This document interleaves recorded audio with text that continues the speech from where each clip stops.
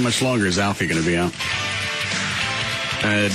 Texted back and forth with him just for a couple minutes today. I'm thinking it probably the rest of the week, but it's kind of a day-to-day thing. Were they able to reattach his retina? Yes. Obviously, he's not coming in today. He said he's really shouldn't be driving just yet, and he's on Darvocet every 4 hours. Well, what happened to him? I mean, I know the retina was detached, but how did that occur? We don't know. We have an idea. No, we don't. Mm-mm. Yeah, we do. Mm-hmm. No ideas. We are not doctors. Normally, it's trauma to the head. Yes, which occurred as a result possibly of. What did you do? You know he does. You were up here when we did the prices, right? And Dan hit him with all. That's what I was afraid of. When did y'all last do that? It's been weeks. Yeah. So whatever happened to him was past that. Kind of man can't hang on to his own retina. When you hit him in the head with car parts. Huh? When you hit him in the head with car parts, including a battery. That hit him in the spine. Oh, well. Yeah. Dan brought this up yesterday. If he was going to be hurt by anything we've thrown at him, it would be his spine. I see. So the large frozen fish in the back of the head that I saw. Yeah, Dan wailed him. Yeah. And I tell you what, you try to be accurate with a frozen fish. You did a great job. And actually, I think center in the retina. Well, you know what? The last time I hit him in the head with anything, he was wearing a helmet. That doesn't stop his head from bouncing around. I like the qualifications. Yeah. Anytime I hit him in the head, he was wearing protective gear. So Alfie failed to wear a helmet. Yeah, actually, I had to bring up a helmet for him. Oh. Well, that was very negligent of him. It was blatant disregard for his own safety. It really was. How about y'all throw things He knew at he was him? going to get hit in the head. I don't think when this all started, he thought, A, it would continue, and B, you really would be hitting him with stuff. Why? Just because. Well, it started off just gentle stuff. Burritos, tacos, stuff like that. We ended up with car parts. And a car with California emissions. Oh, yeah. We didn't hit him with that. That was just more of a threatening action. Trey, you're an accessory to this. I am not. Did you see it happen? No. The answer is yes. You didn't call anybody. You're part of this. I don't recall. Then keep talking about it. See how that holds up. Dan, did you keep the clip from last night? Oh, the Lyle Wagner? We actually got an email about that, too. Hey, Russ, you said the show had been pretty random lately. Try being on our end sometimes. It's great because I have no clue what's going to be said or done in the next few minutes, but after the Lyle Wagner thing, I'm really beginning to wonder if you guys are on some kind of dope. Keep it up, though. Kyle. Where is it, Dan? It's on my flash drive titled Lyle Wagner. And it kind of picks up right near the end. So for Everett, you might want to tell him how it started. What's the coach's real name? Joe Avizano. All right. He was in the building yesterday. Okay. I never got the whole story from Gavin. Some business meeting. Gotcha. He stops me in the hall as if we had some type of relationship. Says, you need to come out of retirement. Pac-Man's out. Romo's out. And he's selling it like he really believed I played for the Cowboys. I see. And I never could remember his name, so I just kept calling him Lyle Alzado. And then we're talking about it at the end of the show. Is that enough of a setup? Yeah, that covers it. And what's his name? Joe Avizano. He has a bar called in Coach Joe's. Frisco. I think I've heard of that. Okay. Why wouldn't he call the bar and name the bar after himself? He did. Coach Joe. Who's Lyle? I don't know who Lyle is. He used to play with the Cowboys. No. What? He used to play for the Raiders and a couple other teams, maybe, but he died from steroids. Lyle Wagner? How do we get to Lyle Wagner? Who's Lyle Wagner? The Grand Ole Opry?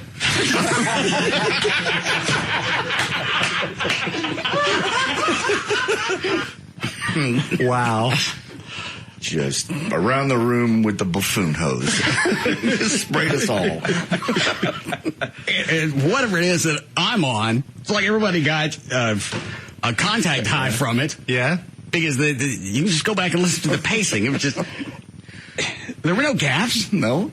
JD tries to throw out who he thinks it is. He gets it wrong. Dan goes, no. Then he tells he died from brain cancer. And then Cole likes to top it off with a Grand Ole Opry. Yeah, I don't get that one at all. Okay. Why would he call the bar and name the bar after himself? He did. Coach Joe. Who's Lyle? I don't know who Lyle is. He used to play with the Cowboys. No. What? He used to play for the Raiders and a couple other teams, maybe, but he died from steroids. Lyle Wagner? How do we get to Lyle Wagner? Who's Lyle Wagner? The Grand Ole Opry?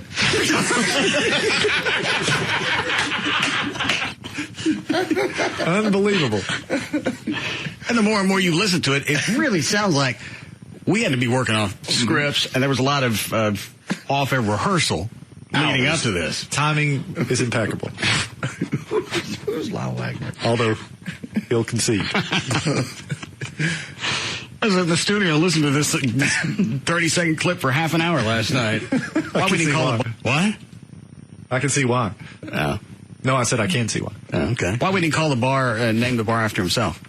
He did. Coach Joe. Who's Lyle? I don't know who Lyle is. He used to play with the Cowboys. No. What? He used to play for the Raiders and a couple other teams, maybe, but he died from steroids. Lyle Wagner? How do we get to Lyle Wagner? Who's Lyle Wagner? The Grand Ole Opry?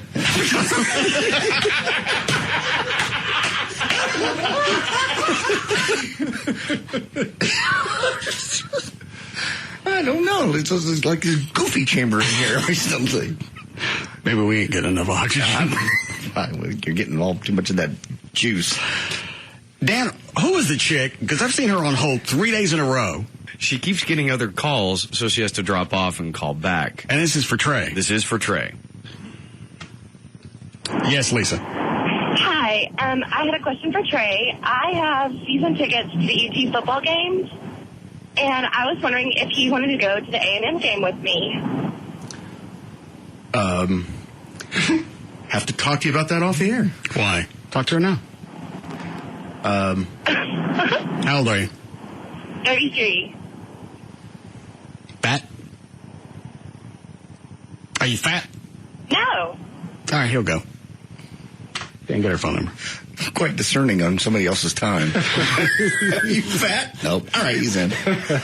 I'm like, kids, divorced, husband, boyfriend. She didn't ask me to go. I know, but you're right, Trey. That's the cursory check that I'll do for other people. I think I got most of the important ones out of the way. She's about Trey's age, and she's not fat. No reason why he shouldn't go. All right. You're not dating anybody now, Trey? I've been. Oh, yeah, he is. Because he brought her out to the Oh, that's right. the Fear Factory Friday night. So How does that happen? What? That chick. What? And you.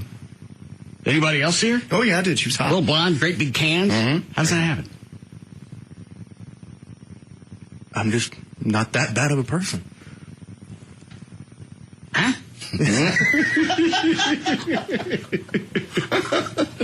Every time I see them together, I walk by, I get a look at the cans. I know. Then I look over at Trey, and it's still in my head. There you go. What? Like Sesame Street every time. What does not belong? Yeah. Yeah. I don't know. They seem very palsy. How long have you been going out with her? Well, I met her when I split my cheek open, so it's always a good icebreaker. Yeah. How did you meet her when you split your cheek open? She works for Toledo. Oh, what? All right. I knew I'd seen her before. Okay. She's like the receptionist or something? She does some of the... She sits up front. And does some of the cosmetic stuff. With those cans. That's what I put up front. Yeah. Welcome. This is what you can do. This is what we can do for you. So you met her the day that you went in there after your big night tremors thing? Yeah. Yeah, actually, I was like, screw it. She seen me at my worst, so when I was checking out, I asked for a number. That's true. Sure knows you're having that night terror issue. What does that mean? Well, I'm saying, I mean, he's right. She's already seen him at his worst. We all torn up and stitched up and bruised up and doped up. And that's actually the perfect time to ask for that, because if she completely slams you, you can just say, well, I'm on dope, I'm on the drugs, what does it matter? What is it? What's the guy on line 2-1? Oh, going back to the Lyle Wagner audio. Yes, Matt. Hey, I just wanted to let you know, the funniest part I thought is when Trey just lets out this exasperated sigh like he just got an instant migraine. Halfway through. Yeah, it was, thanks. It was hard to follow the stream of consciousness. Bouncing something. Well, everybody comes in, and then Dan's going to straighten this out. No. And then about the time Trey thinks that he's got a grasp on the conversation, he gets hit with a Lyle Wagner. Why we didn't call the bar and name the bar after himself? He did. Coach Joe. Who's Lyle? I don't know who Lyle is. He used to play with the Cowboys. No. What? He used to play for the Raiders. That's my favorite part. What? That's my favorite part. Yeah. Oh, no. Hold the redirect the train. Oh, no. He was one of the characters on the Carol Burnett Show. Why we didn't call the bar and name the bar after himself? He did. Coach Joe. Who's Lyle? I don't know who Lyle is. He used to play with the Cowboys. No. What? He used to play... I'm stuck in that. Still thinking this was savable. Not seeing the rest of the train behind the engine.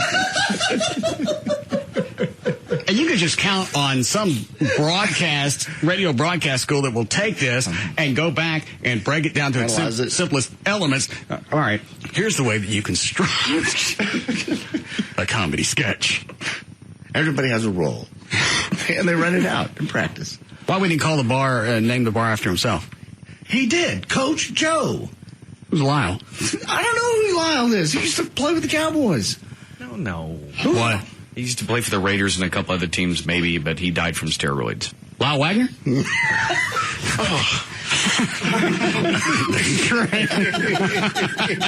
hadn't heard that until just now. No. What? Play with the Cowboys. No. What? He used to play for the Raiders and a couple other teams, maybe, but he died from steroids. Lyle Wagner? How do we get to Lyle Wagner? Who's Lyle Wagner? Grand Ole Opry?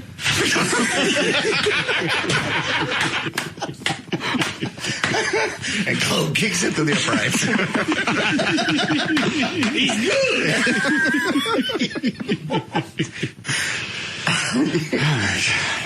good. Anything else to get to before we start? Oh, let me see here. Yeah, well, speaking of Chloe, I'll pull this one up.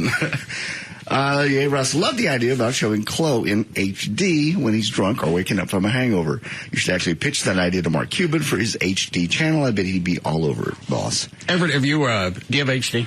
I don't, actually. All right. There's it may be on Cuban's channel, the HD net. It's called Sunrise Earth. Okay. It's just a lockdown shot of a camera in HD. Sunrises all over the planet. You just watch it. This morning, a static shot for like half an hour. All right. Just watch the sunrise. Okay. It was Puerto Rico, by the way, at 3 o'clock. I watched it. So we talked about actually strapping a camera to Chloe, since he tends to wake up in different locales. Sure. And call it faced Earth. And just watch the sunrise wherever Chloe happens to be. I like that. I think people would watch that. I know I would. Start this weekend. Absolutely. Oh, yeah. How long before we need a break? 4. Okay. Also on cable, I don't know, Everett, you're always watching unique programming. Has anybody seen the televangelist that's giving away green, what does he call it? Prosperity handkerchief? No. When's it on? I saw it 2 or 3 o'clock in the morning. I don't even know what channel. I can't remember the guy's name. Just regular green handkerchiefs. It's green handkerchief. He'll pray over it.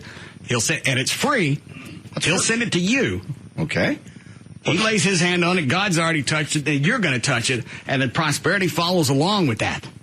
Okay, where's the catch? Because he's not going to give it to me for free. They're going to get your name and address. Ooh. Yeah, they start sending you stuff. But you don't know what time it comes on exactly or the name of it or anything like that? I'm sure it rotates. I sit there, I'll watch the whole thing just in absolute disbelief that somebody would still carry on. Yeah. I can't call it a scam because they're not selling it. And I don't know if there's not miracles. Real powers associated with that. But you watch it and you know people are asking for that prayer handkerchief and then they'll turn around and send them cash. And then they would have people at one of the revivals step up. I was going to ask you. I got one of the green prayer hankies. There's got to be a payoff. So what happened with these people? What happened? God sent me $16,000. Wow. I was going into foreclosure. Got one of the green prayer hankies. What happened? God stopped my foreclosure, let me keep the house. But then Satan come and got it. You should have got one of them devil sock puppets.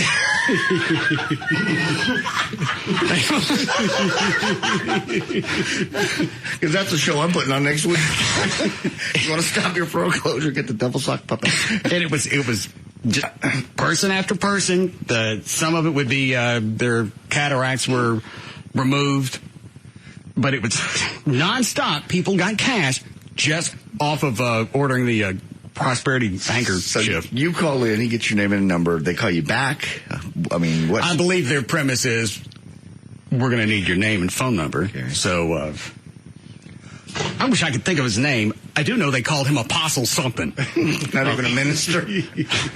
So Apostle, we'll just call him Dan. Okay. Apostle Dan can call you back and see how God's blessed your life.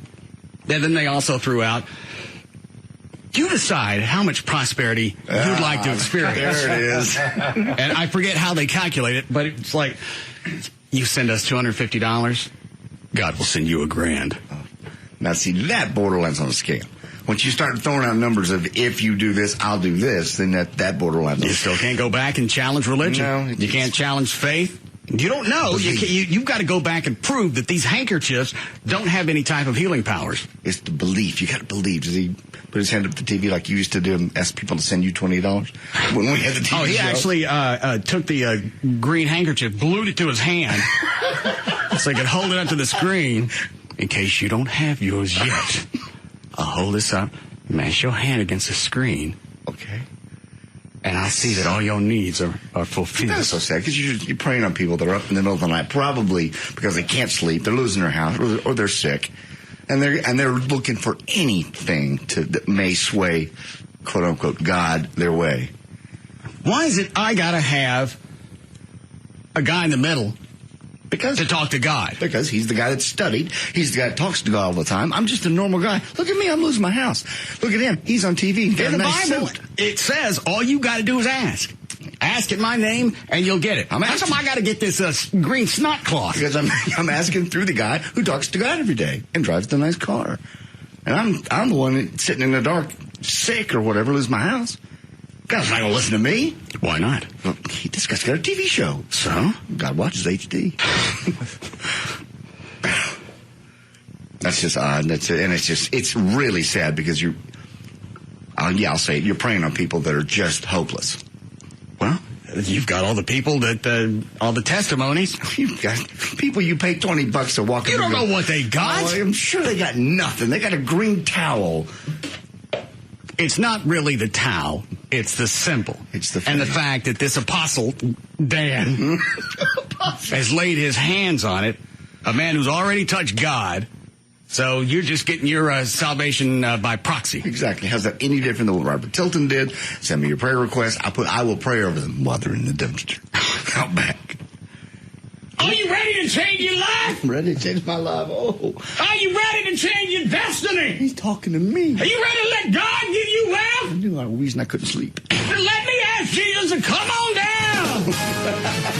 He will heal you from any illness, paralysis, debts, depression, back problems, eye problems, mesothelioma, feline leukemia, gonorrhea, diarrhea, weak, your breathing, can you get amen? Amen. Damn, it make me dizzy. You call me now. Call me now. You can be cured of it all. Call me and ask for your douchebag of destiny. listening. I have prayed over each douchebag with my own hand. Every ounce of water and vinegar has been touched by God. Okay, Lord, I gotta believe you. You can experience the miracle of Mass and Gale. Can you get amen? Also, while you're on the phone, ask about the tampon of triumph.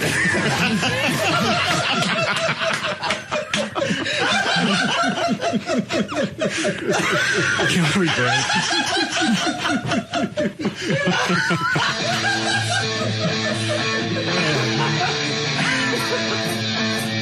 We'll be back to the Russ Martin Show.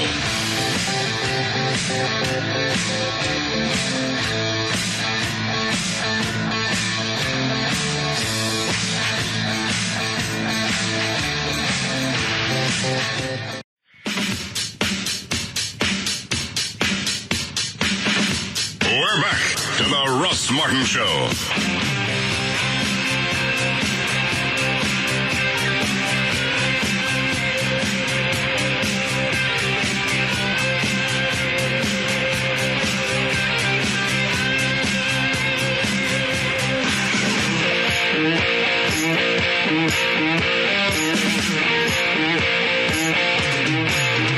I didn't hear you one. Oh, I pulled a clip of your Apostle Don. Where is it? It's in the Daily Audio under Apostle Don Stewart.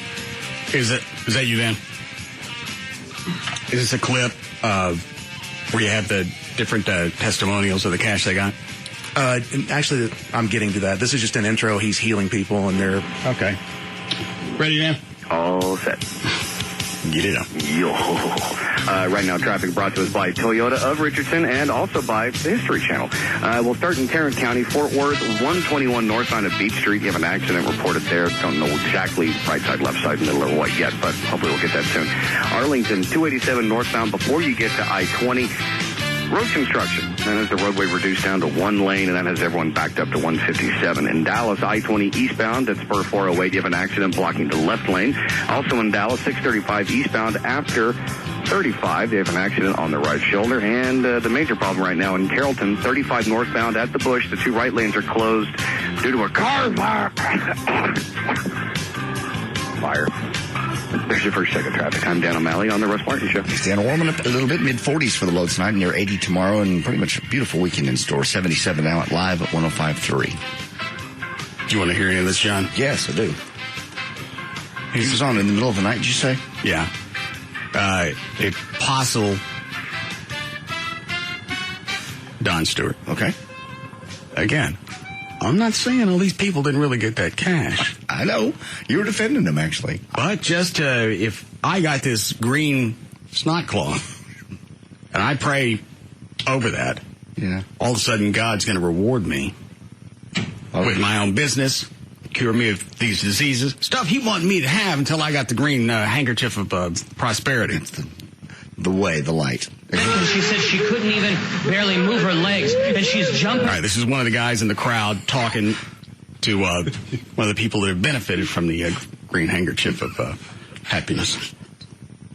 Around, she's dancing. She said it all left her body the moment you said go. And she is facing foreclosure on her house. They were going to kick her out of her house. But she saw you on TV. She called that telephone number and asked for the green prosperity handkerchief. A week before the foreclosure. This guy says that with a straight face. Like, how do you do that? All right, I'm going to practice 6 or 8 times before we go on. Green prosperity handkerchief. Prosperity handkerchief. And... Go away. Did you see it, sir? Did you see how small it was? Yes, it got small. Hey, man. I think this chick had a goiter. Oh. Let's give God some praise. Brother Stewart, she had something hard in her stomach, and she said the doctors didn't know what it was, and when you said go, it's gone. You had that big stomach here yesterday. The big fibroid. Look how loose that skin is there from where it was. Look at that. Anybody here? Everything that you see on TV that Reverend Stewart is doing is true. It's true. Even he didn't touch me. I was just far behind my chair, and he said, "She's holding a green handkerchief." Green handkerchief, and it's vanished. It's gone. So Brother Stewart, she'd had a lump in her throat for a number of years. She said since she left the island, it's been there. And probably from a half pound of ham stuck in her neck. Big fat chick. Yeah. Doctors wanted to operate, but she came today, and when you said go... God came down! Oh, did he? There'll be no operation! No. He just said, swallow it! Let it go down! God wants you to go down! All she had to do was pray with my tampon of truth! No. The tampon of truth only works once a month! I see. But God wants you to have them riches! Because I love you, I will even throw in the string of salvation to go along with it.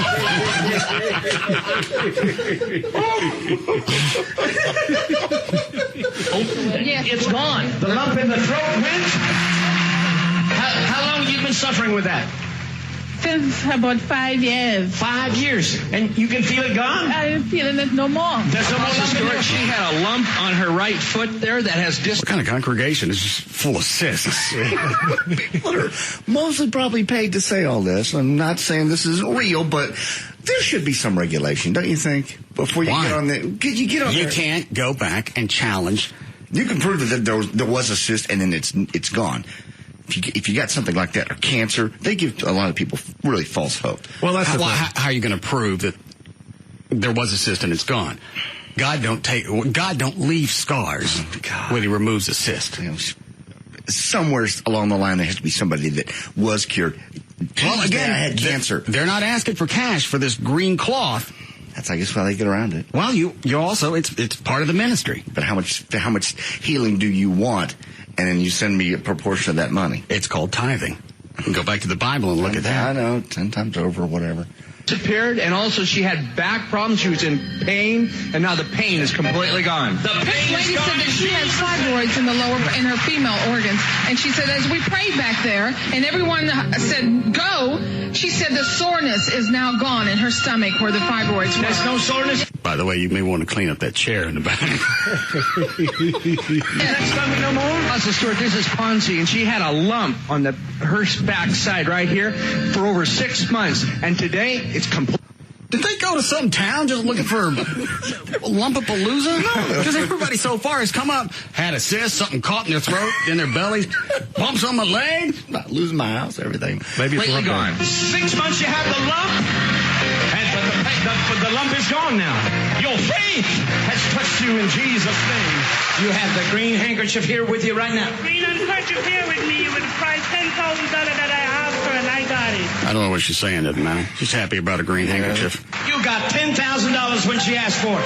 Put your hands up and say, God, give me my blessing too. So much of pain, I thought I had to go to the hospital. I said, dear Lord, please don't let me go to the hospital because I can't miss this. And you know I was hurting so bad in my chest. I thought I was going to have to leave. And here in my cloth right here. And he did something. Green handkerchief. And there you can't prove pain. I had pain in my back. It's gone now. No way to prove that. With it, and I just couldn't be still. I said, thank you, Lord. You can have one of these green prosperity prayer cloths free simply by calling the number on your screen. Give me that. Put one in your checkbook. Place one on your body. Wherever you need. Oh, how convenient. One. Place one on your body. Just to remind you that you have the green prayer cloth.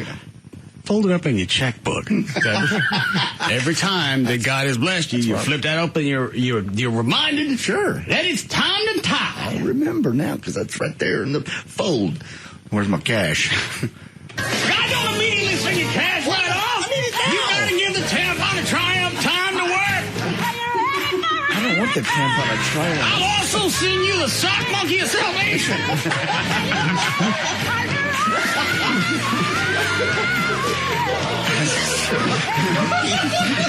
Spit on myself.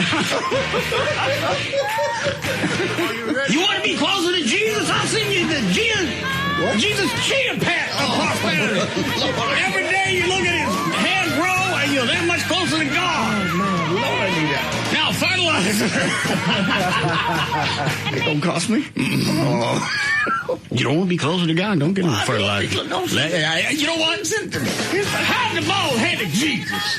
Don't order the fertilizer. I don't want that. See what you get out of it. No. You ain't gonna get no marital. It's my credit card. Hey, look at Jesus. He got the male pattern baldness. Obviously, I'm not tithing. The power of God released the most. If you have a need, you're ready for a miracle. Call right now and we'll send you your green prosperity cloth. Your miracle point of contact will be on its way to you. You know, I've been praying over the green prosperity prayer handkerchief. Quit saying it. Just why? It's just irritating. The green prosperity handkerchief. Well, green money. It's all symbolism. I know. That's what faith is. Absolutely. It's just, I was starting to say with Everett a few minutes ago, what's sad is there'll be people that will maybe either stop taking drugs they can't afford, not go see a doctor that they can't maybe afford, and thinking this is going to be the solution. That's the sad part. Well, if they're cured, what difference does it make? What? They're cured by a handkerchief. Well, then they're fake. Again, it's a symbol. I know, but they could be really sick and need medicine and not go get it because they've been prayer cloths for hundreds of years. No. All right? Yes. Thank you. I just think it's sad that somebody could actually not go see a doctor thinking this is my solution. All right, let's say they couldn't afford a doctor. They send this ministry cash. Then they get $75,000. Now they got everything that they need. Where did they get this $75,000 that just suddenly came out of the blue? Where did it come from? Nobody's ever said. I don't believe God keeps track of that. Like the damn government's running this church. More billions of dollars are printed. like Paul in the Bible, who sent forth handkerchiefs and aprons, I feel impelled to send you one of these green prosperity prayer handkerchiefs. Won't it? I see in the spirit a woman. You're there in your home and you've just found out. I'm here. You've been diagnosed with cancer. That's me. And this is quite a blow to you. Why don't you go to the telephone right now and dial the number you see on the screen. This is for you. I believe that... What? That's just sad and sick. Somebody sitting there... It's free. Yeah, I bet. Give me that number off the air. Let me call it and see how free it is, how long it's free. If I actually get one for free without giving them a penny, I'll take back everything I've said. So far, everybody they've had on said they didn't have to buy it. Oh, my God. Everybody they had on, they paid. You don't know that. Well, yes, I do. No, you don't. Well, not every televangelist is going to be smarmy. This guy is smart. They go, you know where they got the script for Leap of Faith now. They watch this guy. Why? Because it's almost the exact same spiel. I believe in Leap of Faith. There was that crippled kid that was healed. No. And it rained. Cured the drought. Oh, dear God, it rained. It did. They were having a drought. Yeah. I never knew you were so against God, Jim. I'm not against God. I'm against people like this that... You don't know if this... You can't challenge it.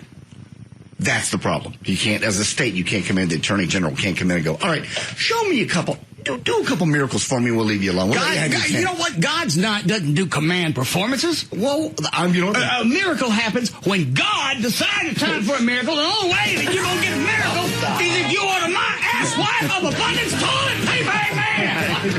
You can wipe your cornhole closer to God every day. Have all your needs fulfilled, and you don't get the itches.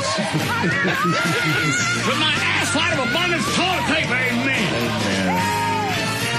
Non-believer? No.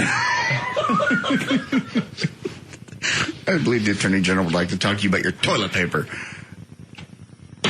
Why? Because it's a scam. You and your toilet paper, as well as your whatever else you had. Sock monkey of salvation. Tampon of triumph. That was the one. What's the difference? I'm throwing in the string of salvation. All that blessings for free. What, Trey? Oh, man. Cotton fuse of forgiveness. What?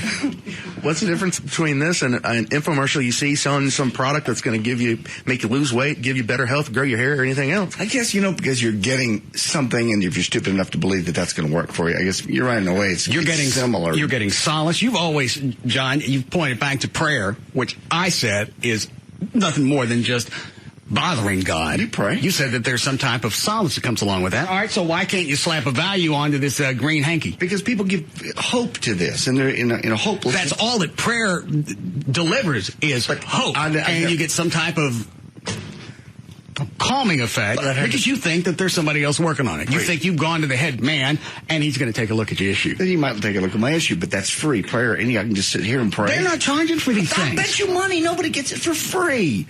Nobody. Somehow, somewhere, they're getting cash for this. Somehow. There's no way anybody gets one totally for free. I'll let you pray for free right now. You order my ass wipe of abundance toilet paper. I'll stick my ass up to the screen right now. You can pray with it. Put your hand on my ass. Put your hand on my ass. Woo! See my bow tie. Tie my bow tie. Yep. Yeah.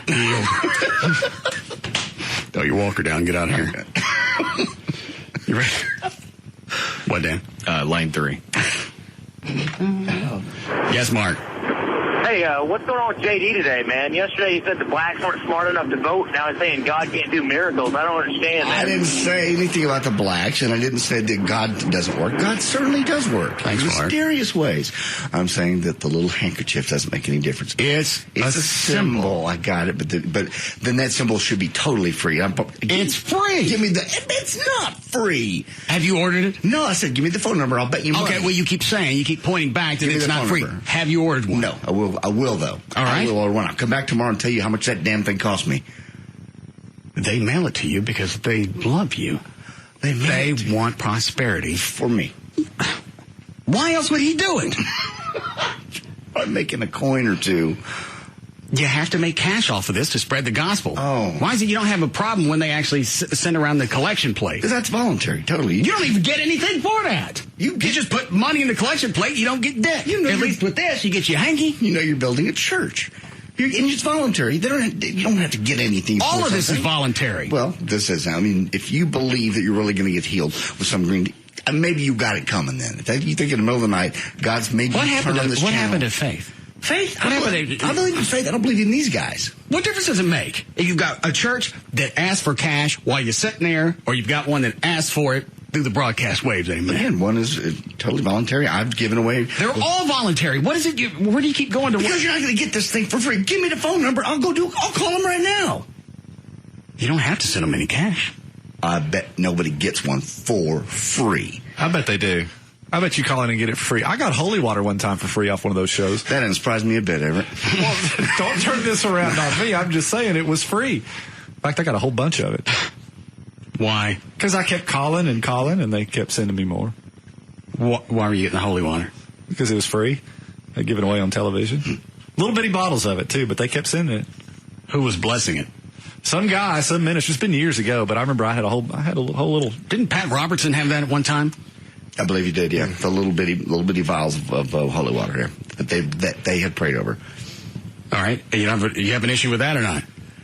Not if it came to you totally free. It was totally free. Okay, was this before or after you dated Valerie? This was after. I figured I really needed it. Okay, then it probably just worked. In case she came back. Yeah. Then in this case, Everett, you're absolutely right. If you're getting it for free, and it kept her back from coming back. Yeah, I never saw her again. Or hanging in your rafters. It's either got holy water or muriatic acid, I don't know. But when I slung it on her, she started smoking. All right, you ready to start news, Dan? Mm-hmm. Did you hear the hockey show last night with Gavin, by the way? I pulled some clips from it. No. Let's see. Start off with number 2 of 3. That is Gavin talking to Letty about the things they will accomplish on the show last night. Give me the inside secrets. Before the end of the show, you both are going to teach me how to fight. And I want to know about, what's money on the board. He can be our punching bag. The good news is he don't fight back. That's when we're not going to lose. Next cut is they're talking about Gavin's clothing, as you do. There's nothing wrong with tonight's shirt. I was going to say, what's your wife wearing? This is a nice shirt. What's your So I wore a shirt similar to this, Roby. Yeah. And I said, this is should get the hell beat out of you wearing a shirt. No, I should not. Wow. So it's Ludwig and, is it Robida? Yes. Okay.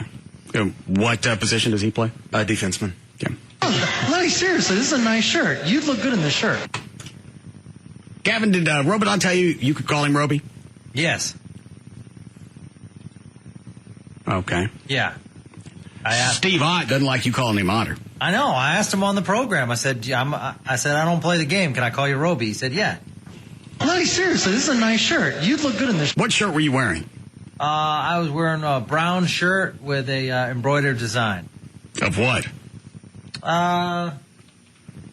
I don't know. It's kind of a floral design.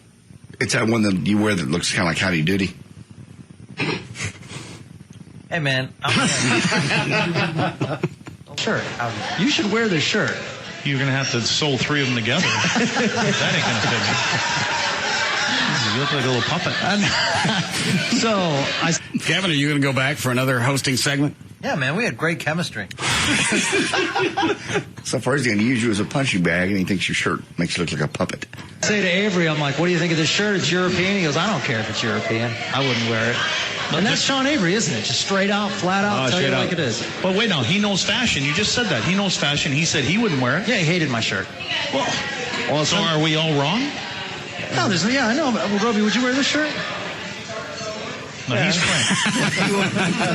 I ain't talking to you while you're wearing that. No, yeah, I know. Well, Roby, would you wear this shirt?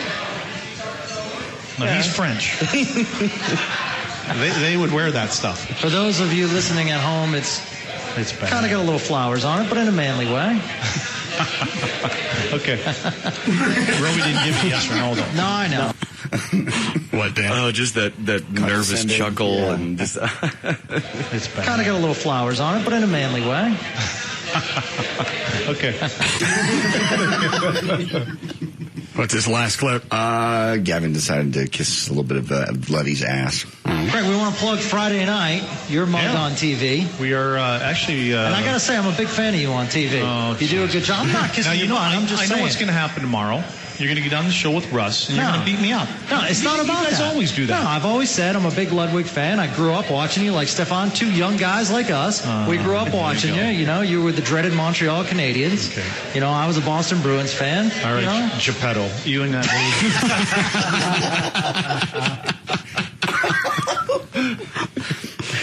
All right, Gavin. Great chemistry. I was wrong. You have to go back. Are you going to be on every week? No, that was it. Just one time. Yeah, unless they want me to fill in again. I wanted to drop the gloves, but no one wanted to drop with me. I don't think they would want to hit a man in a flower shirt. Yeah. It's like a principle. Why can't you just go back and watch old hockey films of Luddy wailing on somebody instead of actually having him knock you out in person? No, I know. I was just, I'm like the agitator. I'm like a hockey agitator. I'm the Sean Avery of the Ludwig show. Who is Sean Avery? He's the agitator on the Dallas Stars. I was trying to get under Luddy's skin. That's smart. Yeah. He was great, though. Great to work with. Love the guy. We're buddies. What are these other clips? I see. Is this from Inside the Huddle? Right. There's a couple cuts. I actually listened to part of that. I like listening to Irvin. Oh, yeah. 206 is Michael Irvin talking about how much he loves himself and how much he loves T.O. That's exactly what Dan brought up quote yesterday before Inside the Huddle was on. He said both of them loved themselves a bunch of them. Listen to the quote. I've always said T.O.'s a bigger, faster, stronger Michael Irvin. And you know I love me some me. So I'm going to have a problem. Very nice, Dan. Wait a minute. Not loving a bigger, faster, stronger me. You know what I'm saying? You're not allowed to steal that phrase if we can't call him the playmaker. Because I see how mad you get when anybody ever refers to anybody else anywhere close to the phrase playmaker. What? Now, I listened almost to the end of this. I think it went on till 8:30. Did anybody else listen live? I did not. Whoever was hosting this sounded like by the end of it, he was getting lit. Really? Talking about the other voice, that's Steve Dennis from Channel 11. You ever work with Dale Hansen? Contact us. In a way, kind of. I don't know which what segment this is. I've heard him before, though. Yeah, I think you're right. That's either his speech pattern or he likes to imbibe all his out. As long as you say he is and I am I don't have a problem with that. You know what I'm saying? All right, what's this next one? That's Irvin talking about the offensive line of the Cowboys. That was one of the segments I heard. He was dead on. He has no... He said there's... you just get off your ass and knock somebody down. Well, we have expanded this role of an offensive lineman to the point where they're starting to call them skillful players. Stop it. Let's stop. Your job is to get in front of somebody for 3 seconds to make sure he doesn't touch the other guy. Let's cut it out. You lay your body on him and move him so this guy can run in. There's no skill to that. Everything happens in a 1 or 2 yard radius. Get your big butt in front of his big butt and give people time to throw the ball and let these guys run the football. That's what they pay you for. Stop walking around like you're a skillful player and just hit somebody. That's got to be like really pissing the offensive line off. Well, you'll also you're skilled and I'm not. Well, you also notice that Michael Irvin never said that when he was actually playing, because at that point you got one of them players that you pissed off. They go step to the side, and you're going to eat it. He just walked by me. Look at that. That's me and all. Michael, you on the ground again. Michael, how you get hit? I guess I'm not skillful.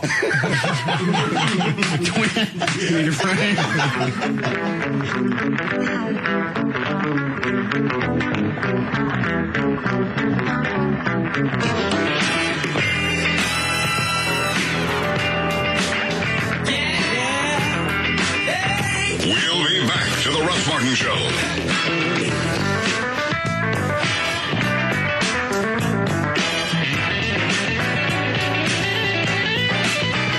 Audio stimulation. The Russ Martin Show.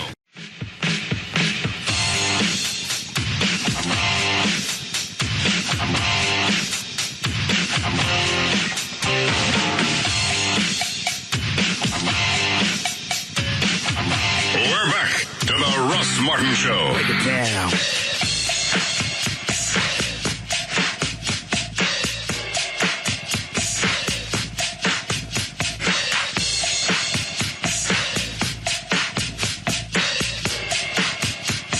Last segment of what? Of Inside the Huddle from last night. It's where? It's on my flash drive and Daily Audio. Did I get it right? Does whoever's hosting it sound like he's starting to get a little... I hate to throw dispersions, but yeah, I think so. Well, it's not like we're ignorant to the situation. I'll tell you. Get back to the pros do it.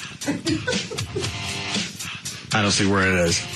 That's just an MP3. It's just Inside the Huddle, 1028. Daily Audio? Mm-hmm. I don't see it. What did it say again? Inside the Huddle. Oh, there you go. Back to Inside the Huddle, live from House of Blues on Live 105.3. All right, see Dennis back on Inside the Huddle with some reminders real quick. Or not actually reminders, but thank yous. We have to... It didn't fall down. Don't make it worse than it is. Thank all of our sponsors for making the show possible. Bob Lavelle from Home Marketing. What's wrong? I don't know the guy. That may just be his normal speech pattern. Could be. That doesn't sound drunk to me. Services, the Diamond Doctor, Dallas Can Academy, Carter Eye Center, High Tech Homes, Venom, One Hit Will... Why can't I remember? I could be wrong. Remember that. Get lit. Get bit and stay lit. Michael Irvin say that? I actually probably T.O. because he's, I think, the spokesman. Oh, for Venom? Mm-hmm. Yeah, I heard him say that a few times over the last couple of weeks. He's a spokesman for Venom, and his slogan for it is get bit, stay lit. Thank all of our sponsors for making the show possible. Bob Lavelle from Home Marketing Services, the Diamond Doctor, Dallas Can Academy, Carter Eye Center, High Tech Homes, Venom, One Hit Will... Why can't I remember that? Get lit. Get bit and stay lit. Get bit and stay lit. That should be the name of your next book. book number 4. And, of course, Media Tech, the students from Media Tech who are doing all the behind the scenes. Maybe he's just nervous. Could be. Late in the evening, maybe he's worked a long day. Work. And one more quick thing. We have to congratulate Doug and Diana Etheridge on their 30th wedding anniversary. This comes from the executive producer's wife, so I have to read that. 30 all right. years. Now we're back. Terrell Owens, the playmaker, Michael Irvin, and I have another. Well, John? Yeah, a little splatter in the playmaker. How long is this clip? 15 minutes. I'm not playing all of that. You can just hit her. Can I jump to the end? Yeah. I mean, is anything obvious there? Kind of the same thing. I mean, I hear a little slurring on the S's and some odd emphasis on various words. Well, S's are hard. It's not going to play.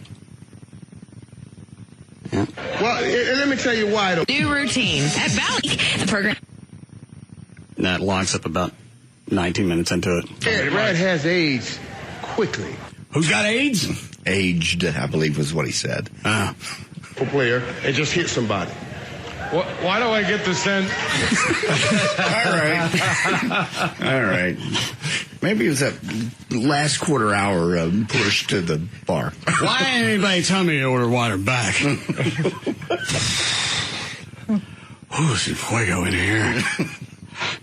Them skillful players. Stop it. Let's stop. Your job is to get in front of somebody for 3 seconds to make sure he doesn't touch the other guy. Let's cut it out.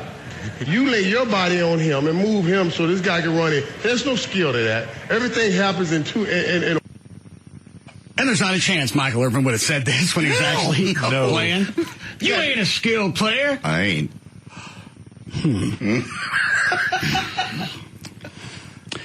Well, I guess you're going to have to get knocked down a few times to rethink my situation. Michael, why do you keep getting hit? I guess you was right. I didn't study. You know, Terrell's telling him, shut up. Yeah. You know the CO ain't said dick about it. I think you're very, very skilled. A 1 or 2 yard radius. Get your butt, your big butt, in front of his big butt and give people time to throw the ball and let these guys run the football. That's what they pay you for. Stop walking around like you're a skillful player and just hit somebody. Why do I get the sense? Why do I get the sense the room is spinning? Are you guys on casters?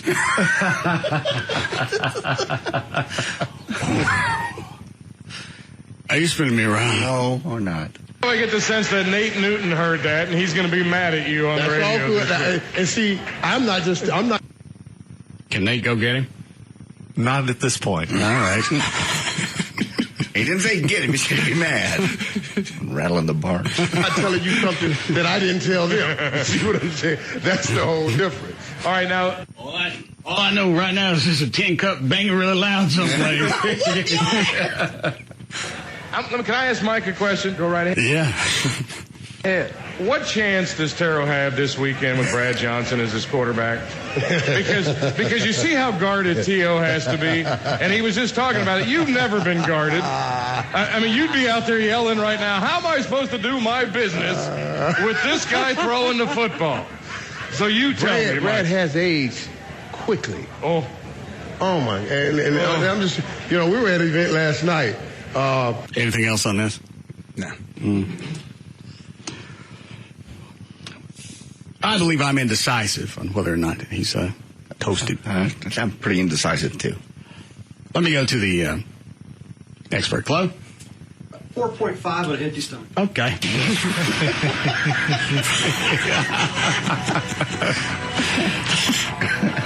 All right, 4:35. Dan O'Malley's here with news. Thank you, Russ. Wednesday, October 29th, 2008. Birthdays today. Winona Ryder turns 37.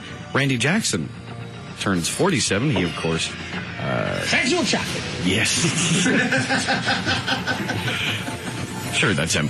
Kevin Dubrow would have been 53 today. That was Quiet Riot's lead singer. Passed away last year. Kate Jackson from Charlie's Angels turned 60. Richard Dreyfuss turned 61. Daniel Decatur Emmett. Today's his birthday, but he passed away back in 1904. He, of course, the writer of Dixie. Oh, I remember. You having a day of mourning, John? No, I'm not having a day of mourning. Are you sure? Because your Hawaiian shirt's very dark today. No, I'm in mourning for the guy. And you've got a black undershirt on. Well, sometimes I wear black, especially on very sad days. Okay. And on this day in history, back in 1929, the stock market crashed, wiping out the fortunes of thousands of investors. The day, of course, came to be known as Black Tuesday, and it triggered the Great Depression, which, of course, then lasted for almost 10 years. And you've actually heard analysts speculate that we're going to head back to that period of time. It can't get as bad as it was. We have computer things that stop selling for if it gets really bad, if things plunge. I mean, we've changed a lot since then. And the Federal Reserve Bank, too. We didn't have that back then.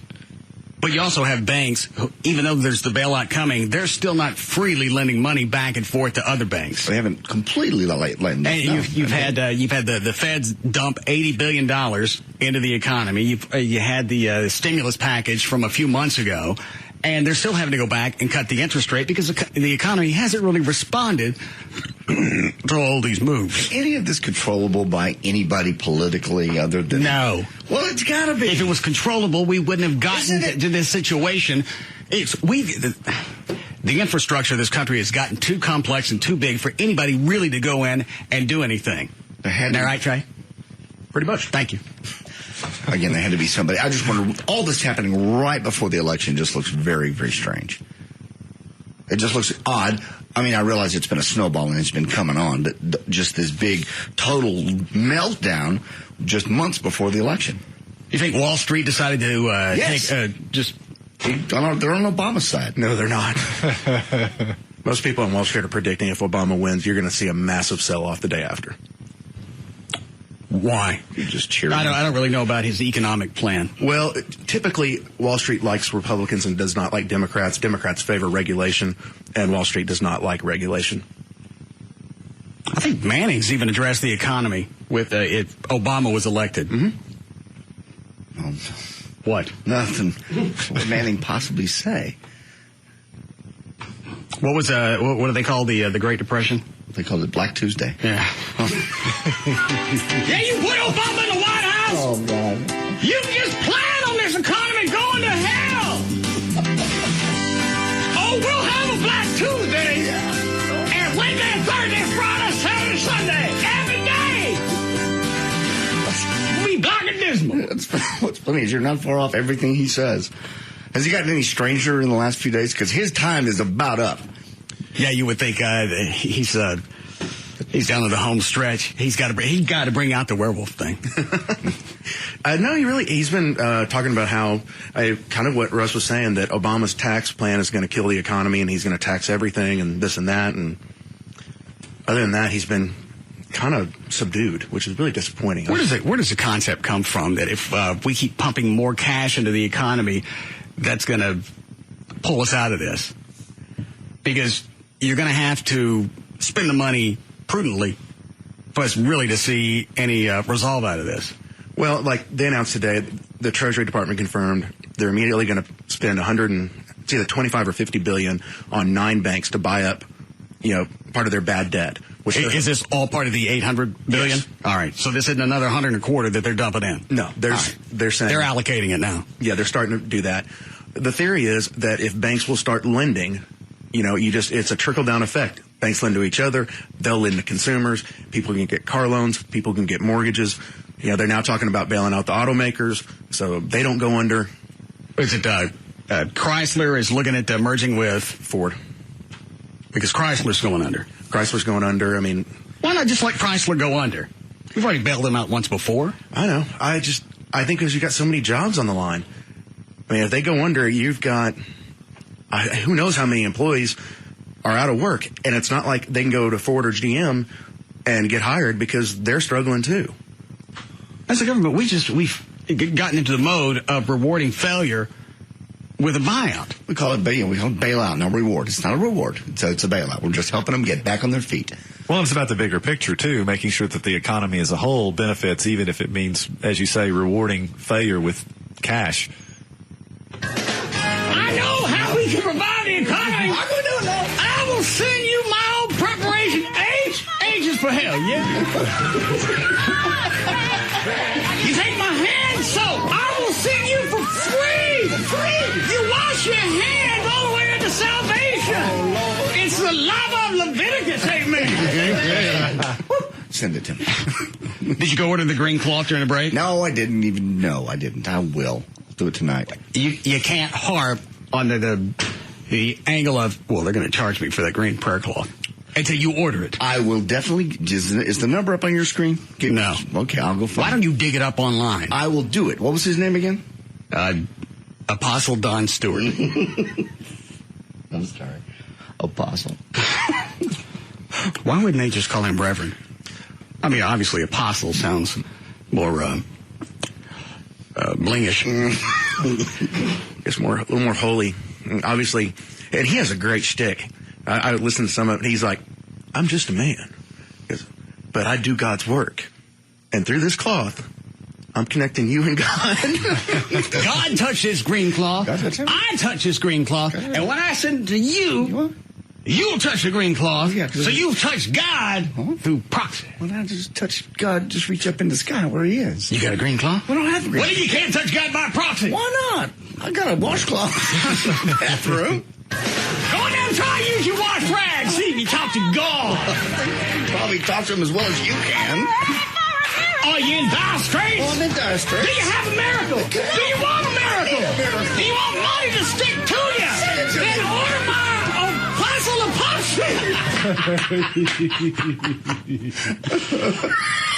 Oh, God. Go ahead, Dan. And on this day in history, back in 1960, the young Cassius Clay boxed. It's my Elmer's glue of goody goody. Money will just fall from the sky and stick all to you. It's free, my apostle of epoxy. Miracles will come down and hang on you like a bad spell, amen. I want that. It's free. All the good wishes, all the prayers. Today in 1960, a young Cassius Clay boxed in his first professional fight. He beat up one Tunny Hunsaker to win in a 6-round decision. If you tired of living with roaches... I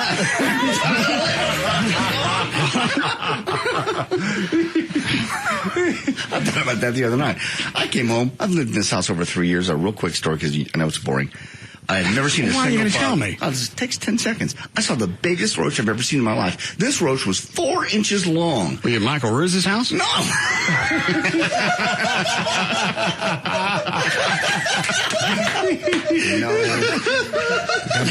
Back in engineering? No, it wasn't. How long was the roach? It was about 4 inches long. That's Michael's house. It's my house.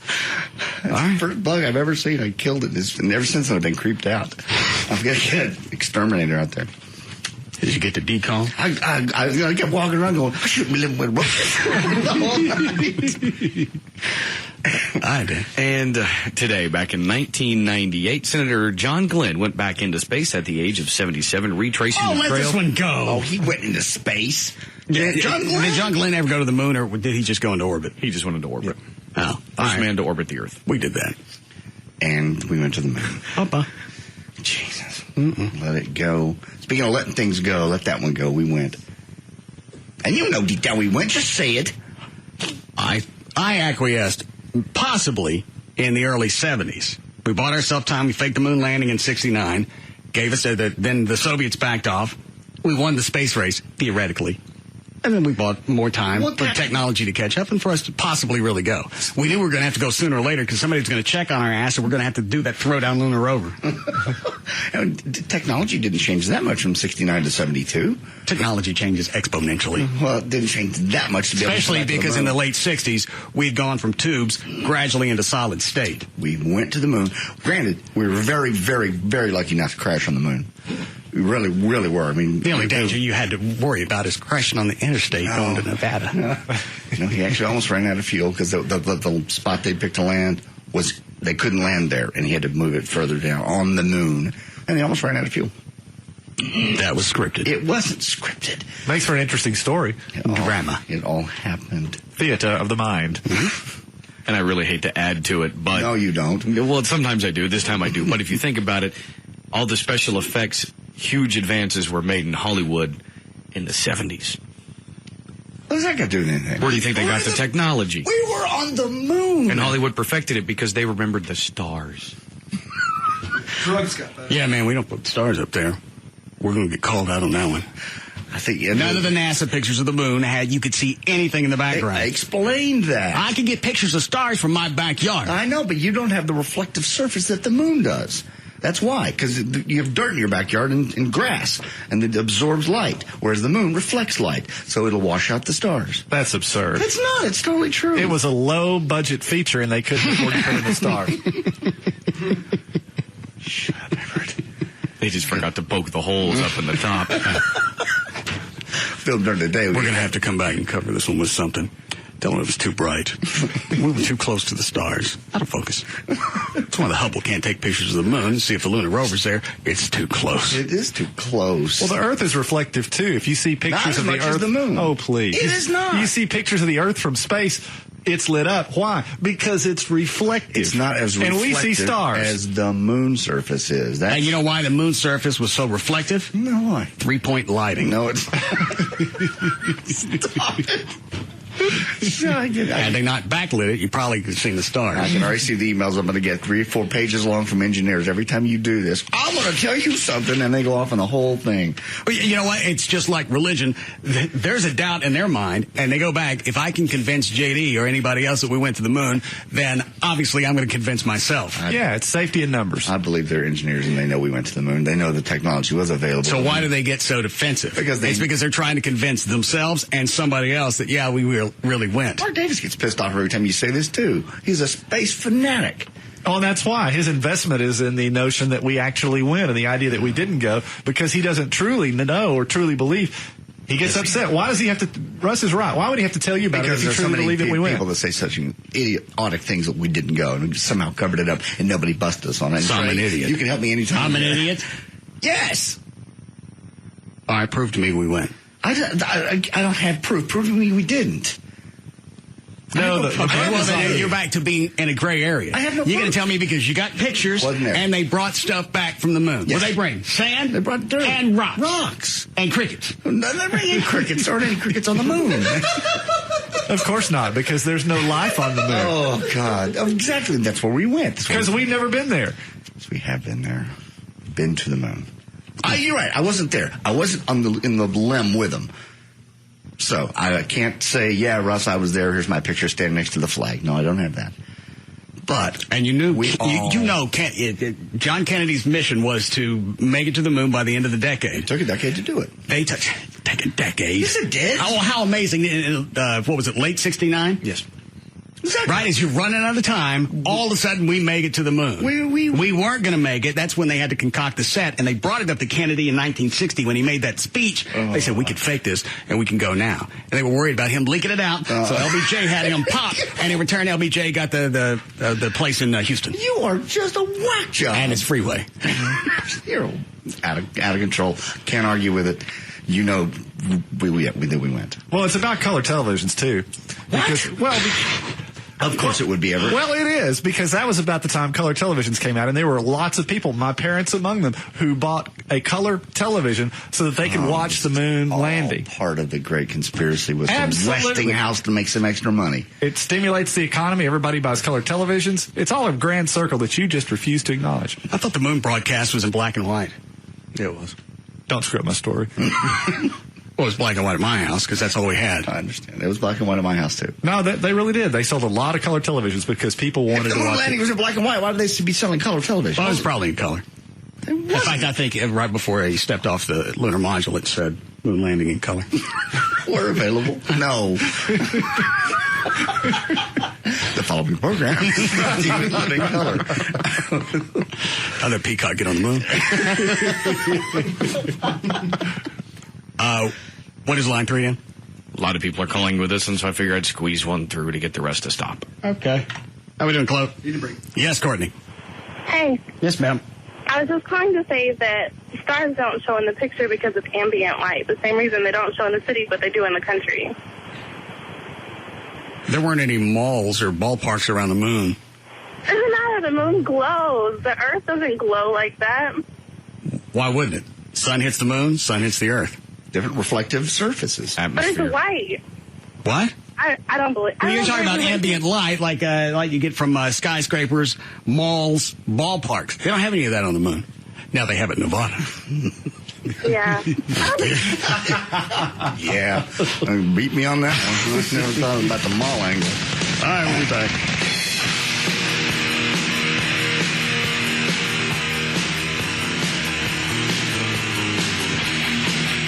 We'll be back to the Russ Martin Show.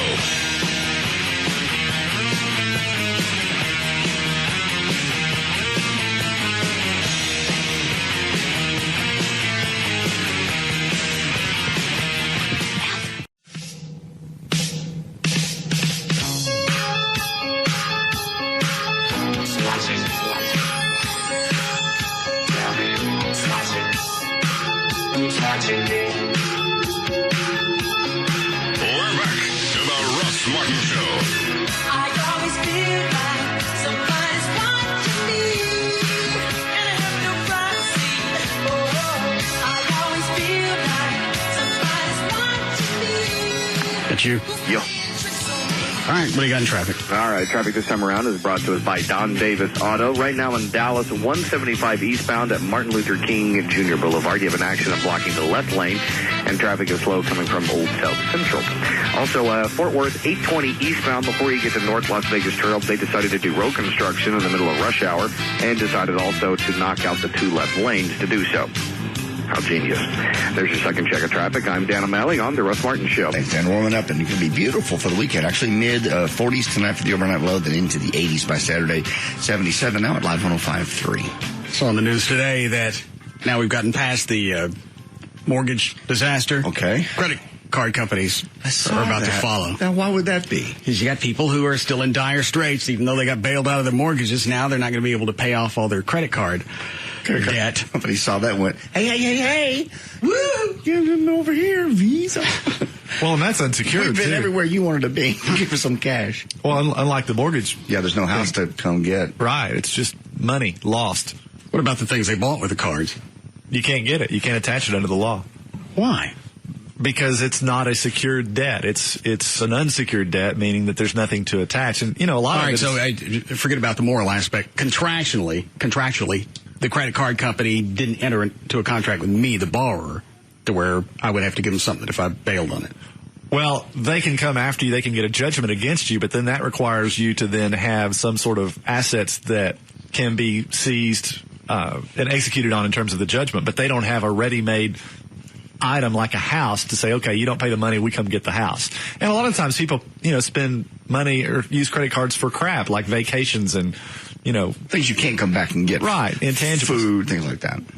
Well, but if you owe me money, you're still going to have some items in your estate that we could come out and have you liquidate. You have to prove I bought it. I don't got to prove anything. You already owe me cash. I don't care what you did with it. You owe me money. You can't come get my TV because I Bitch, bought that better on give a me my different money. card. Well, you can get certain non-exempt items, but Texas is a very debtor-favorable state, probably the most so in the union.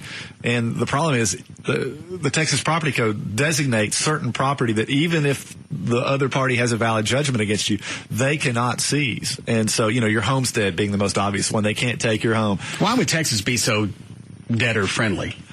I don't know the answer to that, other than to say that the statute that speaks to debtors' rights is a really old statute. It even specifies you can have so many goats and so many chickens and so many horses. It harkens back to a much earlier time when lots of people had livestock.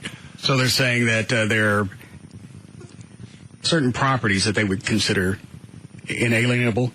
That can be taken away from you. Exempt from execution by virtue of a otherwise valid judgment. Are there any statutes that protect the creditors? Well, yeah. There are certain things that they can come get, but there are a lot of things that they can't come get. And if you're already broke and are smart enough to put everything into your house, then, really, you put all your money into your house. If you've got money, put it toward the equity in your home, you pay down your house note, and there's nothing for them to seize. And you make me suffer as somebody who pays my bills, and the credit card companies are going to charge a higher interest rate to cover the losses. They have to. They have to write off people that simply won't pay, can't pay, and you can't come get it. Well, in the same way that stores charge more money because so much is lost from shoplifters. They have to recoup that somehow. Well, you don't necessarily know who the shoplifters are. You know who the people with the credit cards are. Well, that's true. I'm just saying it's a business practice that's universally used in a variety of ways. So they're wanting to bail out now.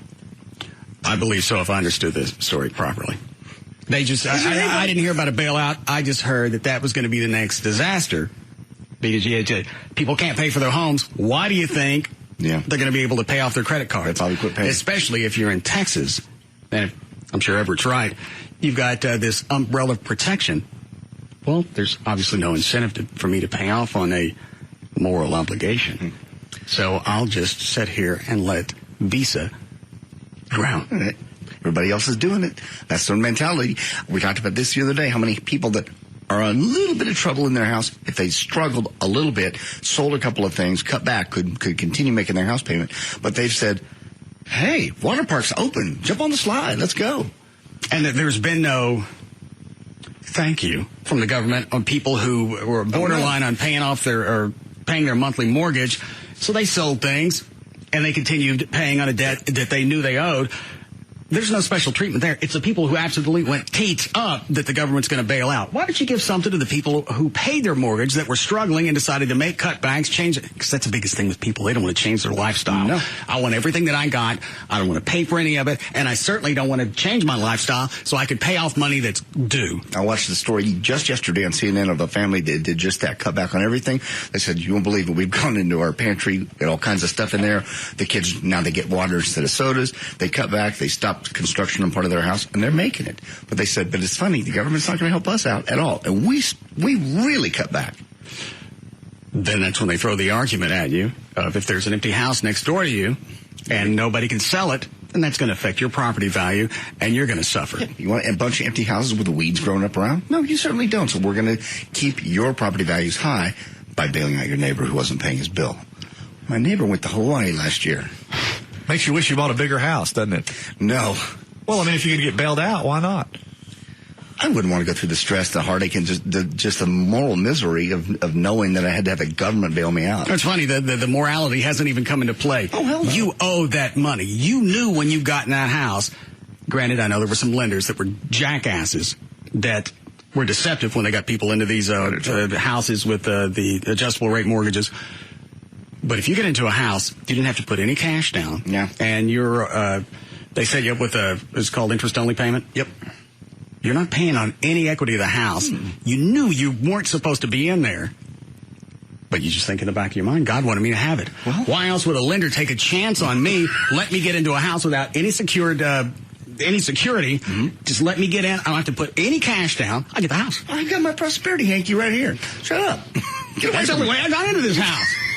I got my prosperity green snot, right? God said, get in. Don't worry about nothing else. You got everything else you need. You tampon of trial. I've got that in another room. Yeah. You got your lava of Leviticus. I do? Oh, yeah, that's it. Okay, I got that too. I got it all good things are going to stick to you like the Acme Magnet of Malachi. I ain't got to pay, right? All this is free. They're going to bail me out. Right, that's right. The morality won't come into it because you look around and you say, hey, you know what? We're not robbing a bank here. Everybody else has made the same mistake. Somebody that robs a bank actually went out, planned it, and did something to earn it. Well, the lenders are just as at fault as people who got in over their head because the lenders were going on the premise that property values were going to keep going up. And when that didn't happen... Oh, I got it. There's no one entity to point at, but you also know if you're borrowing money, you know how the situation works. If my credit blows, they let me into a house anyway. Something is a little squirrely here. Yeah, you're right. The big 80-20 loans, which I got. I mean, I got an 80-20 loan. I got 100% financing. I didn't know anything about it. How'd you get 100% financing? It was called an 80-20 loan. I didn't get that. How come I didn't get that? Because I didn't use Trey as my realtor. No, I'm kidding. You got pretty close. I didn't get 100% financing. You got 90. The check I wrote felt like a lot more than 10%. Well, when you're dealing in a house of that size and value... I live in a meager neighborhood. Compared to what, Europe? All of it. Yeah, all of it. So how come I couldn't get 100%? Because when you're dealing in houses of your size and value, they require at least 10%. Rodney actually did you a really good deal getting you 10%. All right. Anything else? Oh, let me think what else we have here. Hold on. Yeah, okay, now I'll pull a spot here. You don't care about the Jason Witten didn't practice today for the Cowboys? No, he's got a busted rib. Palin accuses Obama now of ties to a second radical professor. Read that story. Why are you handing me the stories to read? You getting tired? No, I'm not getting tired at all. I don't fully understand this one is the thing. Maybe Trey's the news director just handed me my own news. Well, there's some news stories. You read those and then take a break in 18 minutes. Will you spell me? No, Trey, do you understand what the story is? It seems to have come up today. Some videotape of Obama at a university years ago, 3 or 4 years ago. I think it goes back to 95. Yeah, it's a former spokesman for the Palestinian Liberation Organization. So you're going to have Trey do your job as well. No, I just don't understand this story. I've tried to watch it on CNN off and on all day, and I don't really understand it. The New York Times evidently... Obama, I'll make it simplistic. Obama still has ties or associations that he doesn't want to admit to that don't come off well in a PR realm. And Palin thinks some of the media are covering that up because they're pro-Obama. There was something, right? Yeah, but the LA Times has a tape of this where he's appraising this professor before leaving Chicago and going to Columbia, but they won't release it. And that's the stink is, all right, you're reporting on it, but why won't you release it? And nobody else has that audio? Nope. Just LA Times. And they said that whoever gave it to him said don't release it. Why would you give something to a newspaper and then say don't share this with anybody? Well, you can still write the story, and then if somehow you end up in court or in front of a congressional committee, you've got something you can point back. Here's where we got the information. I suppose. Without revealing your sources, because I think that's part of it, too, is that in releasing the tape, that would somehow compromise the source from whom they got the tape. Well, maybe Palin's right. It just seems like an awful lot of squirrely things coming up here right before the end of the election. And I know why they're coming up this week, too. I'm ready for this to be over so we can start arguing about voter fraud. Well, you already addressed voter fraud yesterday, John. How did I do that? I'll play you the audio. Oh, no, don't not do that. Mm-hmm. Obviously, white people can do it, but our black people, they can't quite understand it.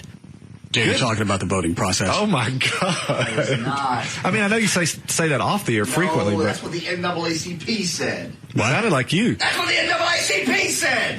That's what you said. That's what the NAACP said. Don't bring James Brolin into this.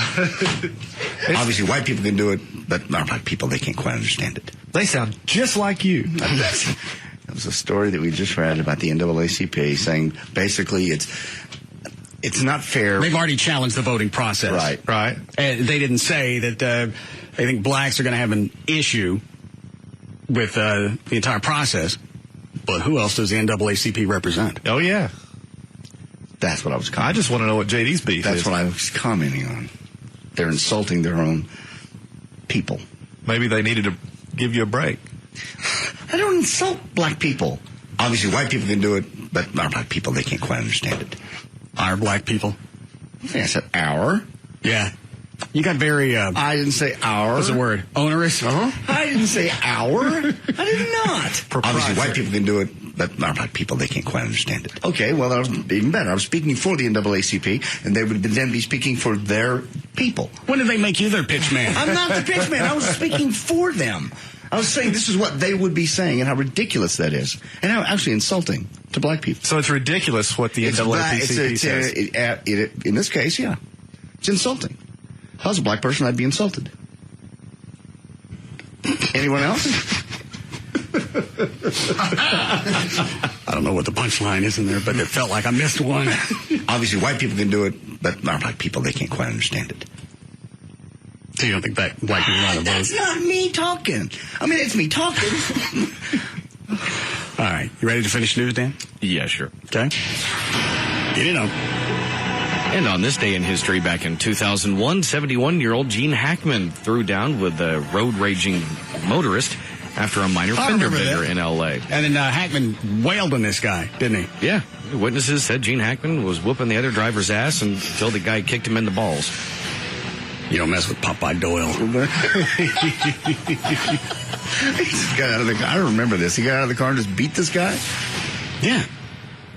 Normally, when you have somebody of stature and you got a lot of cash that they can come get, you don't normally get out of a car and start whacking on somebody. As far as I know, this other driver, he was the one that had the case of road rage. Okay, so went after Gene Hackman, and that's when he went Popeye Doyle on him. Because we got witnesses, but still, I would find somebody else to do my dirty work if I had that much to lose. Because they want to. You hit me. I know you're a multi-millionaire. I'm coming after you. You still started it. Well, I guess. At that point, he's got self-defense on his side. Not to mention, he's just old and crazy. That mostly. I've been through too much crap in my life. I'm going to wail on you. Get beat up by a movie star. Blows. All right, go Dan. All right. Well, here are, of course, this election is 6 days away, and some people still haven't quite made up their minds, so... Everett, you're still with Obama's camp. Oh, of course. Even though you're going to be taxed, you're going to be put in a higher tax bracket with Obama's plan. Well, the thing about it is, McCain tries to say, I'm not going to raise anybody's taxes, yet he has this big plan for a bailout. Where's that money coming from? I mean, where does it... Obviously, we got access to unlimited amounts of cash because regardless of what happens on this planet, we're always able to come up with something for somebody. It just, and it amazes me, too, that every time I hear anything anymore about McCain's plan, it's always, Obama's palling around with terrorists, or he went to a dinner party with somebody we don't like, or, you don't think associations are important? I think they are. I think even McCain said this. If he had went to a super salad one day with some skinhead, that probably would be an issue. Well, it's not just that one instance, though. It's just a continual pattern of finger pointing at Obama rather than speaking about what his own policies are going to be. That and the fact that Palin seemingly continues to engage in unethical conduct and then tries to cover it up. You talking about the trooper fiasco? And the deal with the clothes and the deal with the schlepping our kids all around and at the state expense. I mean, it just seems like time and again, the thread that would seemingly link all of those events together is unethical conduct. Well, here's where we are in the final analysis. Neither side really is competent enough to run this country, and I'm not going to give in and vote for one of them just because I've got some civic duty. No, to me, that's giving in. No, and I really can't fathom that out of everybody in this country, what we're looking at now, that's the best of what we could dredge up. Maybe it isn't, but that's what we have. We have in 6 days, you got to make a decision who's going to run the country for the next 4 years. And, nothing's going to change dramatically with either one of them. You got policies that with McCain I'm not going to agree with. You have the same thing with Obama.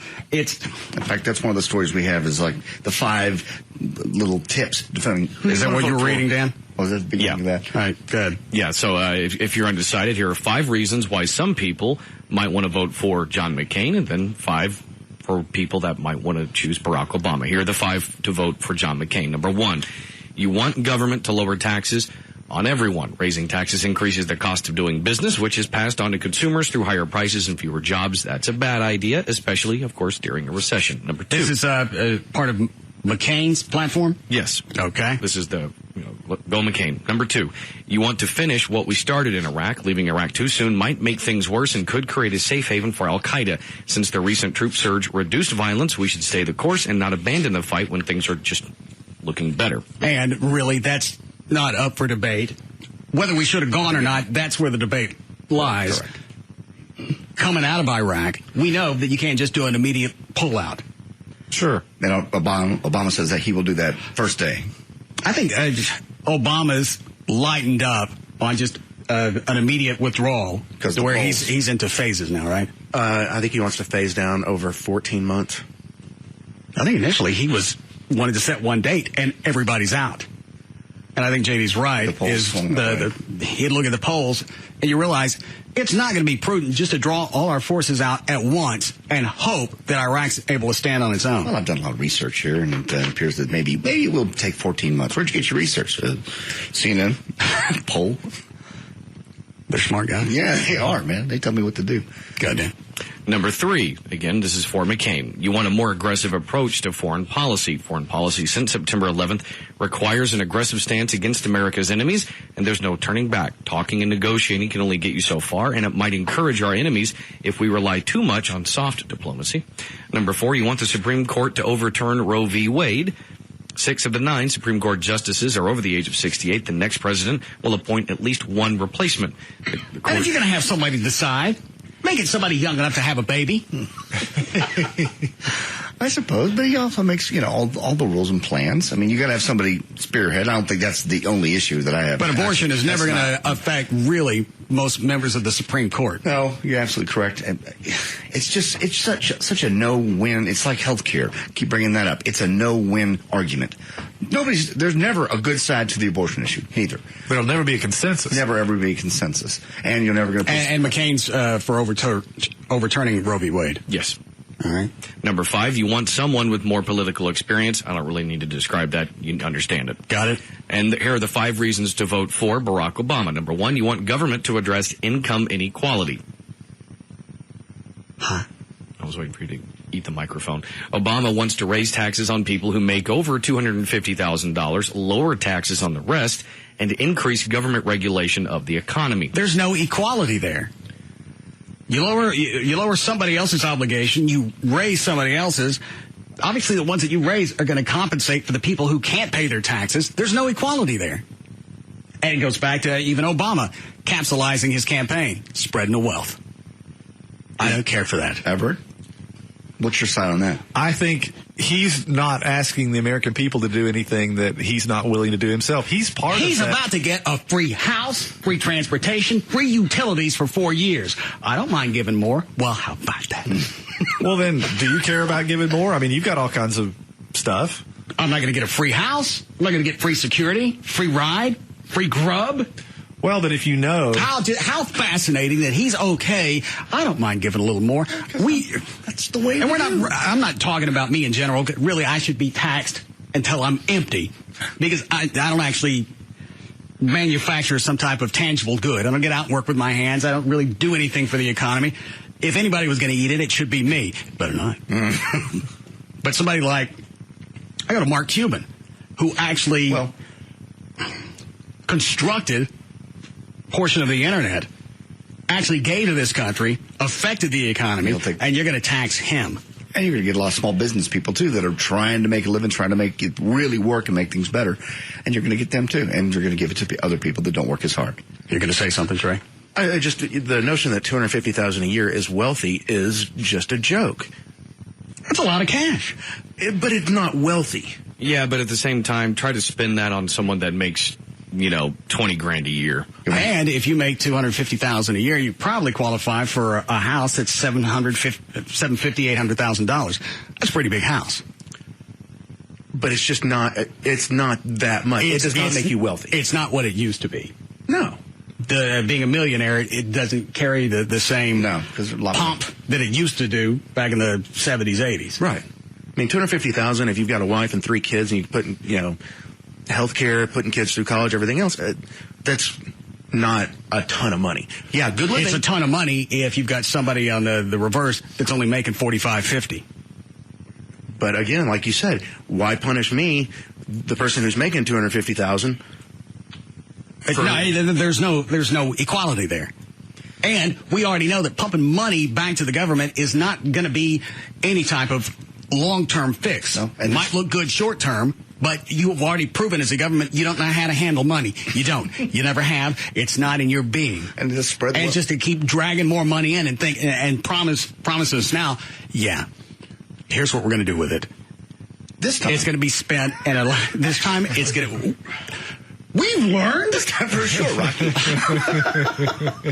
I've talked to different people all around this country. I got fan mail from some flounder. I don't know why they think at this point in time in our history, now's the time to believe the government that they're going to be able to take extra cash and be able to get us back into the... Trust us. Is it black? Mm-hmm. Yeah. Trust us one more time. We've seen the error of our ways. Yeah, we have. No. We actually have documentation. I always think in my head, what would Gomer do? And I'm not believing you again. Do we need break? Yes. All right.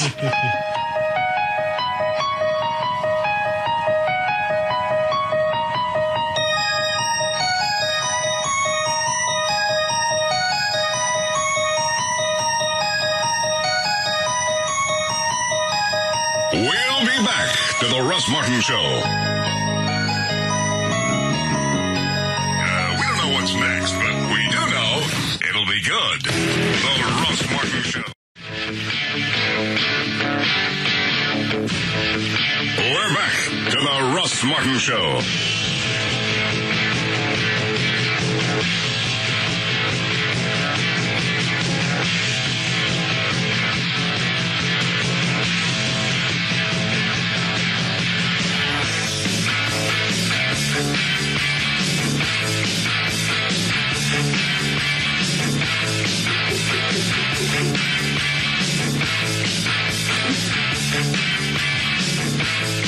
all those on hold back to Obama's plan? Yes. Which one? I say start with line 5. Okay. Yes, John? Yeah.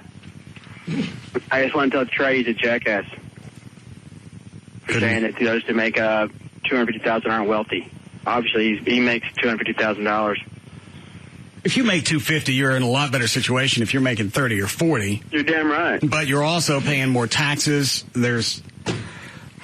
I don't like the concept of if you make more, then you've got this patriotic duty to spend more and support people who don't really have the gusto to go out and better themselves. Well, some people can't go out and better themselves. You're making a lot of money. Why not give a little bit extra back to the government? I already give. I know you do. And you're going to give some more. Well, you know what? Why is it? It's up to me.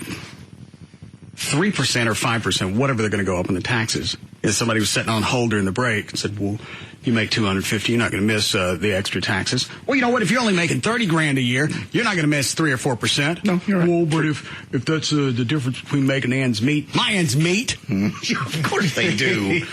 Yes. Well, if your ends don't meet, that means that you've overextended yourself. Well, but there are people that make so little that even if they cut back, they have a really hard time making their ends meet. And that's not true of people that make $250,000 a year. If you don't make a lot of cash. It's like I lived in a 700 square foot apartment when I was making dick. And I didn't try and live in something larger knowing that it was beyond my means. So why is it that can't be a template for everyone else to live by? It certainly should be, but most people don't. And again, most people don't, and that's still a decision that they made. Don't make somebody else have to compensate for your inadequacies as far as your financial decisions. You fool. We go back to the fact that this is politics, and he is pandering to the population that's going to get out and vote. Most of the people don't make $250,000 a year, and they think that's a lot of money. It is a lot of cash. But that's exactly. So he wants to get the most people out to vote for him. So he's going to say, those people that make that kind. I mean, it's me too. I'm in that group. It's coming out of my heart, my pocket too. See, he is one of us. You're about to get Obama. Yeah, you're about to get a free ride. Well, you worked very hard for that free ride as far as just the president, but I think he's talking in generalities. You want to get people out to the polls? Say it's those damn rich people that are making it hard on all of us. Because a lot of those rich people are employers, and they're allowing this economy to flourish. And if you go back and you throw in a capital gains tax and you raise the taxes on those entities, then all of a sudden people are going to start losing jobs, and they're not going to be as enamored with Obama as they originally were. I don't know that McCain's economic policy is going to be any better. I just don't like the concept of you got it, give some extra. Because I give that money to you and you're not going to do anything wise with it. You'll blow it. When you start saving capital gains, 80%, I'm not even sure I know what capital gains is. Most people don't. And they don't care. That's if you get a lot of cash come in from the sale of something, you're going to pay a higher percentage of taxes on that just because all of a sudden you got a lot of money off of something you invested in. Make it harder on my company and my boss good. I don't like them anyway. I mean, you're just going to go round and round and round. You own stocks, JD? Yeah. You made a profit on them? Well, sure. Okay. Now that you tax, right now you tax 15% if you sell and make a profit. You made profit on stocks this year? Leave him alone. Let Trey get to the point. Under Obama's plan, that is going to go up to 28%. So that's going to be a 13%, difference in whatever you're going to make off your stocks. I have to call my stockbroker during the break. I don't have a lot in stocks anyway. What other one, Dan? Line 4 is about the small business. All right, I'm done with this. Yeah, Russ. On Obama's plan, small businesses that make that much, $250,000, they're actually exempt from the high taxes. Say it again. The small businesses that make that much, they're exempt from the small taxes. And most small businesses don't make that much, but those that do are exempt. You must have been reading another economic. Obama hadn't even defined what he considers a small business under his plan. It's somewhere between 150 and 250,000. Well, he's always used that 250 as his breaking point. You make over this, you're going to pay more taxes. You make under it, then I'm going to stand up for you as the small guy. I'm going to champion your cause. Biden said it clearly. It's like it's patriotic. You're making all this money, spread it around. It's not patriotic. Yeah, it's the way our country's built. That's extortion. And Chloe and I talked about this during the break. I would have a lot better time swallowing this if instead of going up however many percentage points Obama wants to on the upper income, is not increase it, but have me show at the end of the year when I file my taxes that I gave 3 or 4% to a nonprofit organization because I know at least that money is going to be spent wisely. That's true. And those people have somebody to answer to. That is true. You're absolutely correct. The hardest part of swallowing this is we're giving more money to people that have shown they can't really handle it. What is it you would think that all the extra tax money is going to happen? That everyone making under? Who are you talking to? Everyone in the room that makes more than the $250. That ain't none of us.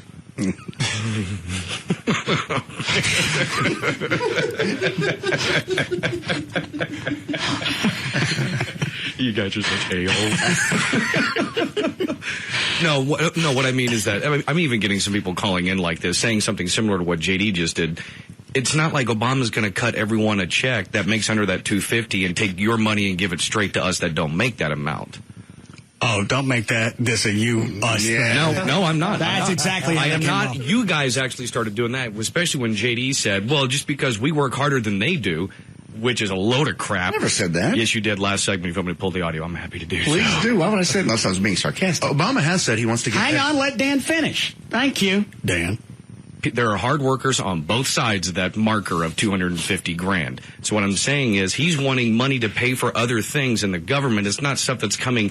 Obviously, yes, it's going to pay for a tax cut for what he says is 90% of America, when in actuality it's just over 81%. Well, here's in essence what he's doing. You're going to raise taxes for one sector of the population, and you're going to lower it for the other one. Right. It's the only way to do that.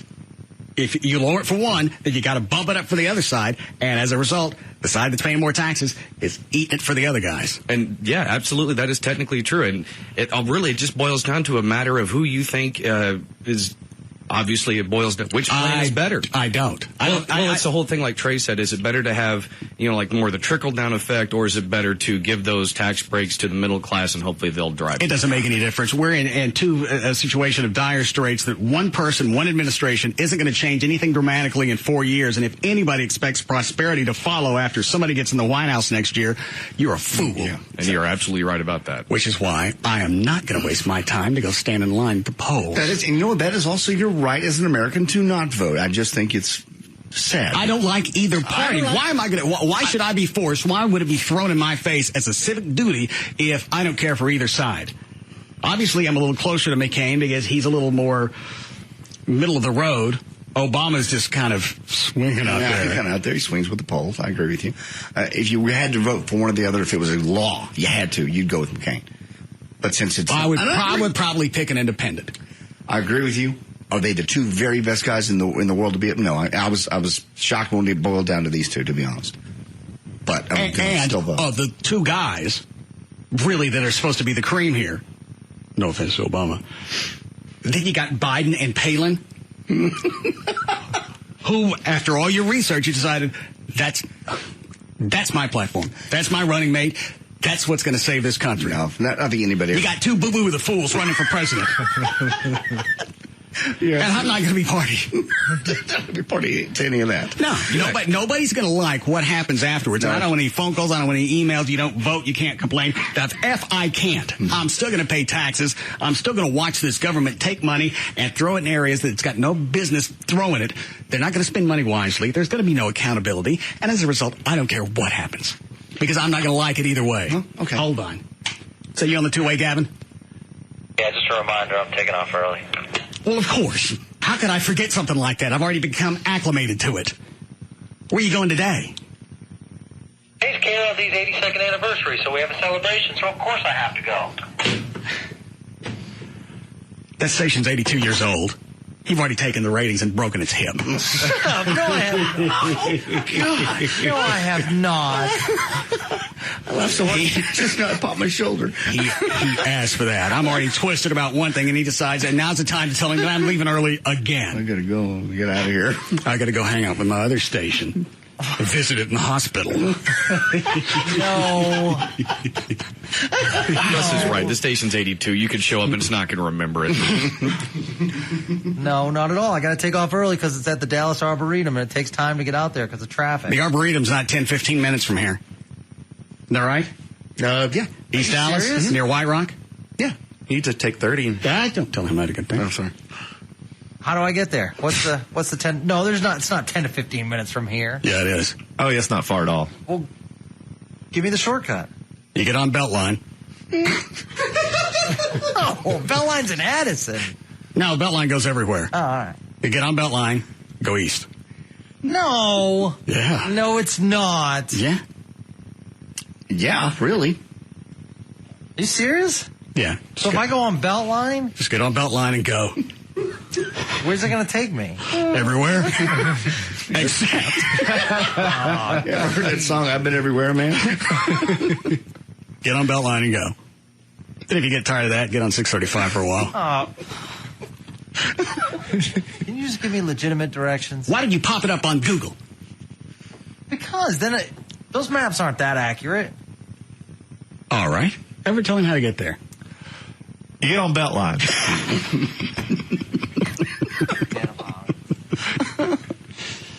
What time are you leaving? I'm leaving right now. What time does the party start? It's already started. What time did it start? 5? Yeah. Dinner starts at 6, and the speakers start at 7. Who's speaking? The speakers tonight are Pat Summerall, Aaron Moriarty from... The Pat Summerall guy, isn't he the one that threatened to kill you? No. When you were getting death threats, didn't we decide it was Pat Summerall? You decided it was Pat Summerall. That doesn't mean it was him. All right. And Aaron Moriarty from Happy Days Television. The television show. That's Aaron Morin. Oh, Aaron Moriarty? Yes. Is that a chick? Yes, investigative reporter. Is it 60 Minutes? Yeah, she's done some 60 Minute stuff, and she's on 48 Hours. All right. And Roger Staubach's our featured speaker. What's he going to talk about? From the days he played to getting the Super Bowl here. A legend. What's Pat Summerall going to cover? He's going to... Listening to KLLI when he was a kid? He's going to introduce Roger Staubach, one legend into another. What? Nothing. Well, go ahead and leave. No reason for you to stay. You haven't done anything for us today. Oh. I was just giving you the heads up. Go hang out with your other station. Why don't you just put that thing down? Because it's thriving. It's 82. It's not. Yeah, I know. 82 and proud. People are living into their 100s now, Russ. Is that your target demographic?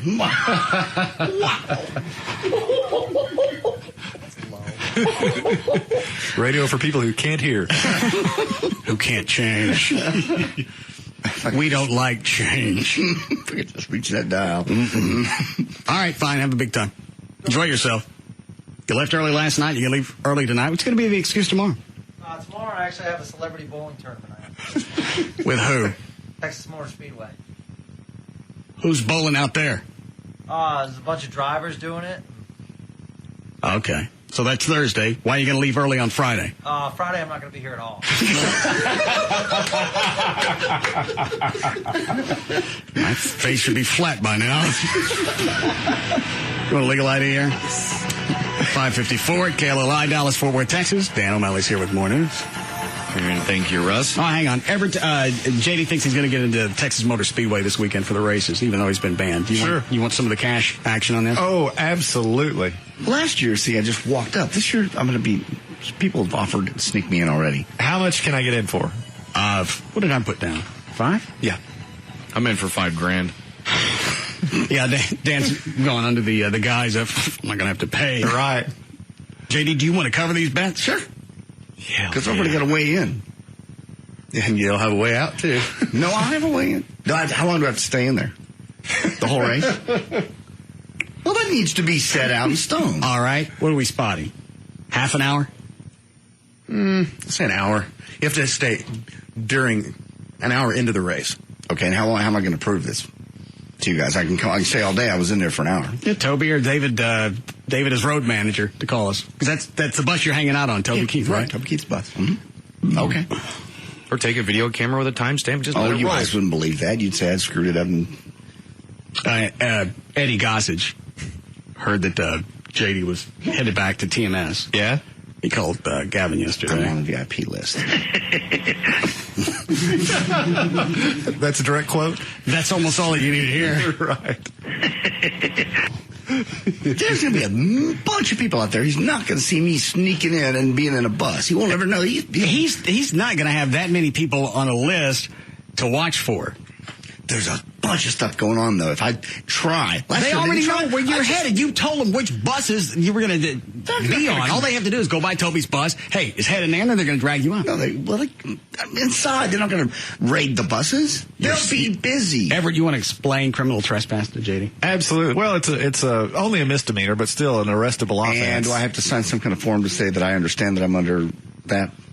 No. Why would you need to sign a form? So all they can do is just tell me on the phone, and then I can be arrested. Well, if they tell you to leave and you don't leave. If I'm told to leave, I'll leave. Like last year, they came up and they told me to leave, and they started to arrest me, and I said, everybody relax, I'm leaving. Not hurting you. And that hasn't changed. You still have the ban in place. So you were issued a criminal trespass warning then? Yes. Is it verbal? Can it be verbal? Well, yeah. And look at you. No, tell the truth. Honestly, can that be verbal? You've been warned, yes. And how long does that last? Forever. You've been banned. Until it's rescinded. Exactly. Has Eddie Gossage called and said, all right. No. All he said, well, I'll play the message.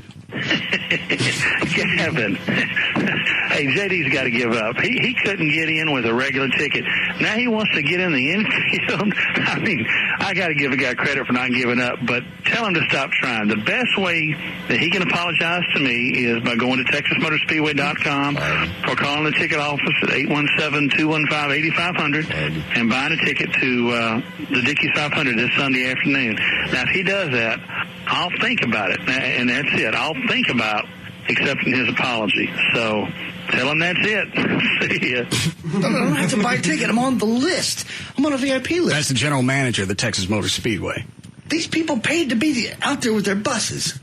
They did. Yes, you didn't. I know, but I've been invited personally. Doesn't matter. Eddie Gossage is basically God at TMS. He trumps Toby Keith and all his buses. He'll be way too busy to be watching for me in the toilet. Hey, you know what? I'm going up to $5,000 with Dan. Why? Because you're too cocky. And really, when you get in that situation, that's when you get nabbed. No, that's when you get smart. And you get snuck in. Under the wire. Mm. They're not going to search every vehicle from top to bottom. They don't have to search every vehicle. They have Toby's bus where you said you're going to hang out. They'll forget after a while. They'll get busy doing other things. There's a lot to do out there. Yeah, and you're at the top of the list. Why would I be? That's ridiculous, wasting time on me. Well, it's not like shut up. It's not like you can blend in. I mean, there are going to be all these other regular-looking people out there, and you'll be bouncing around with your big caramel apple head on the end of a popsicle. And you really want to try to sneak in? Yeah. Can I throw an extra $1,000 in that JD gets shot? Oh, they're going to shoot me. Yeah, be sneaky at a major sporting event. They're going to shoot me, an unarmed man. Yeah, they have snipers. Oh, you'll have a gun by the time you get to the hospital. We need a break? All right.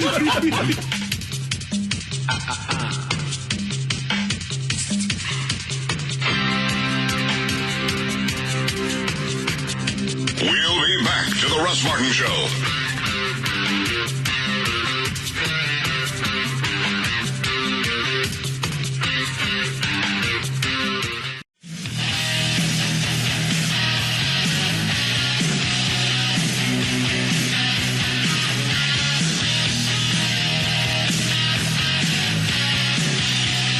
We're back to the Russ Martin Show.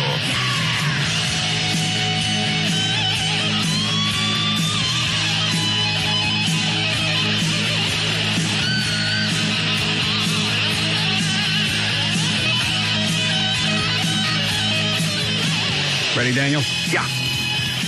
Go ahead. Okay, this last tick of traffic is brought to us by Frank Kent Motors.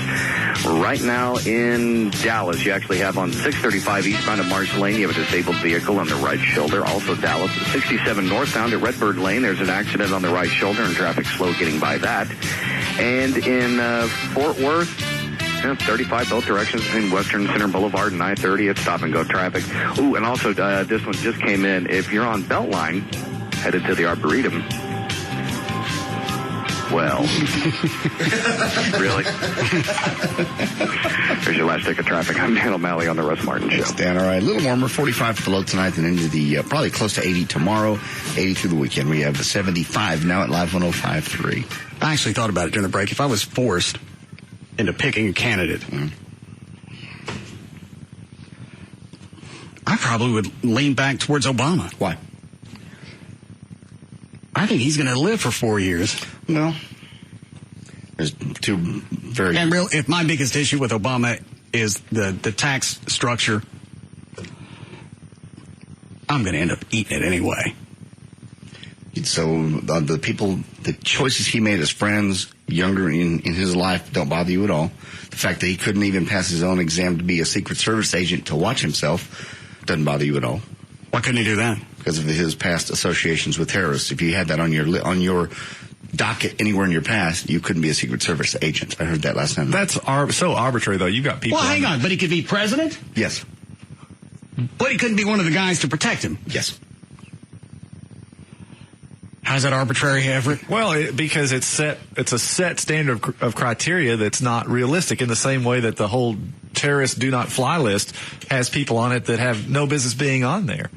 Obviously, if he was some kind of tremendous threat to our society, he wouldn't be the Democratic presidential nominee. This is just a bunch of crap that the Republicans are trying to churn up to win and snatch victory from the jaws of defeat. It's the best they've got. He's a Harvard Law School graduate. He's brilliant, very qualified. All right, short of his tax structure and his terrorist ties, I would probably still go with Obama. Right. He doesn't have terrorist ties. That's just the Republican spin. He has at least terrorist associations, acquaintances. I don't know that. That's what the Republicans tell us. What is the LA Times sitting on? They're sitting on a videotape that was given to them by a source who said, do not release this tape. So they're doing the ethically correct thing, which Palin is now spinning. Why give it to a media outlet unless you wanted it released? I couldn't answer that question. I think the LA Times is sitting behind that. Hey, why didn't you release that? Well, they asked us not to. Or it could be because they're pro-Obama. They don't want to. They went out. They asked us to keep this under wraps. Well, here's the other thing. This is old news. This story was reported by the LA Times back in March of this year. Why are the Republicans bringing it up a week before the election? All right, let me ask you this. If John McCain had any association, even far-stretched like these, with goose steppers, don't you think people would be all over that? I think if it were legitimate and a source of real concern, yes. Do I think that's the case with Obama? Absolutely not. I think the Republicans are just doing what they can to dredge up anything to try and sully the good name of Obama Hussein. William Ayers. Well said. What, Trey? William Ayers is a known domestic terrorist. I mean, he's admitted it, said, I wish he'd done more. Yeah. I mean, Obama launched his campaign in '95 for state senate in his house. I don't know how that's not really a tenuous relationship. That is a direct. Well, but who's telling you that? The Republicans? No, Obama's campaign said that. They've admitted it. So I'm a terrorist and I'm over there hanging out and you're right? That's what he's saying? Or what is he saying? Really? No, he's admitted to the association. Okay, doesn't make him a terrorist just because he's acquainted with someone. Look. Okay, yeah, no, you're right. And I'll cut this one off. Doesn't make him a terrorist, and he probably has no aspirations to be one, but it's still an association that's questionable when you're talking about the commander-in-chief. Certainly. Didn't I just say I was cutting this one off? Okay. Thank you. Daniel. Last little bit I'm going to say on any of this, Obama has his infomercial tonight for half an hour. Yes. He had to buy the time. I know, it's an infomercial. So did the green snot rag guy. You know, I don't hear you talking bad about him. That guy is actually going to... You talking about the televangelist? Yeah. He promised... First of all, that's free. The green handkerchief of prosperity. I can't even think of his name. Apostle... Don Stewart. Don Stewart. He's going to give me something that's actually going to put me in direct contact with God Almighty. Well, that's all well and good, but Obama's not asking for any money. He wants $400,000 a year to live free. He wants to share his message with the people. I make over $250,000. I don't mind giving a little more. You're going to save an assload when you get in the White House. And I think I mentioned this to you. I can't remember if it was on or off the air the other day when you brought that up. Getting a free ride he's obviously also going to get a bump in a pay raise as far as his government salary. So he's really not going to miss that extra tax he's going to put on himself. Yeah, and he's taken care of for the rest of his life. I mean, I think the ex-presidents get $160,000 a year, plus the government has to pay for all their reasonable office expenses and everything. We give all presidents $160 a year? Yep. And Clinton, they said his office. Jimmy Carter's still getting $160 a year. Well, God. And Jimmy Carter did nothing to this country but finger it the 4 years that he was in there, and it's got nothing to do if he's a Democrat or Republican. He took us into double digits in inflation. The unemployment rate was as high as it been since I think the 40s or 50s. Mm-hmm. Are we still giving him cash? Yeah, and paying for Secret Service and office space. Like Clinton gets almost $800,000 a year to pay for his staff and office in Harlem, where his headquarters are, and like a travel budget and everything else. All right. Yeah. So Obama doesn't mind coughing up a few more percentage points with his taxes. Well, of course he doesn't. Now, Trey, are you done with this, Russ? Yes. Done. Now I want to ask the question. What is it? You said you were done with it. Don't ask Trey, ask me. There's something Trey said during the break. Ask me. All right, that Obama has actually taken some donations through debit cards. That's an illegal form of getting donations into his campaign. Exactly. Okay. All right. Go ahead, Dan. And you're to hear first. A municipal court jury in Duncanville has found the operator of the Cherry Pit Swingers Club guilty of violating city codes. This is just the first of numerous cases to actually make it to trial. 109 city citations that accused Cherry Pit co-operator Jim Trulock of operating a business in a residential area and with violation of Duncanville's sexually oriented business laws. Well, obviously, Duncanville is absolutely pristine as far as their crime rate, so we're going to go after a bunch of fat, nasty people who like to have sex with animals. When I say animals, I mean other fat, nasty people. Just no city wants that stigma, and that became they're the ones that made this a big deal. They're the ones that made this a story, the city of Duncanville. And so now it's done. I think Duncanville had to go this route because it made the news. You got a sex club in Duncanville. You've got the stigma that's attached to it. So they're going to go back and say, we've cleansed this area of a bunch of fat, nasty people having sex with other fat nasties. Exactly. Hopefully, that will make... Why didn't they just say, look, why don't you move and we'll forget everything else that's happened in the past? I totally agree. At some point, that should have been behind closed doors between lawyers. Let's just make this go away. And why would the Cherry Pit people... God damn, that's a nasty thing. Only because you've seen their picture. If they were hot, you wouldn't have any problem with this. Nobody would. Duncanville wouldn't have an issue with it. I'd put that in the tourism pamphlets. Commerce tour to buy their house. You got hot people wanting to have sex for free with other people. That's going to bring commerce into the area. You better put a special exit up off the highway. We're going to widen this whole thing here. What, 635? But because you've got those two people that were running the Cherry Pit. Your reaction. Yeah, once they were on TV, Duncanville was screwed. Well, then they show the inside the pictures of the house. With all the beds and the mattresses and the poles. Well, probably not everybody. What are them by the poles for? Is that to keep some of the people from getting out? No. Pole dancing. You don't know everybody that's in there looks like that couple. Some of them could be hot. No, the hot people are going to other parties. Uh-huh. They're not hanging out with those If two. I'm hot and I'm all sexed up, Duncanville doesn't become my epicenter of orgasms.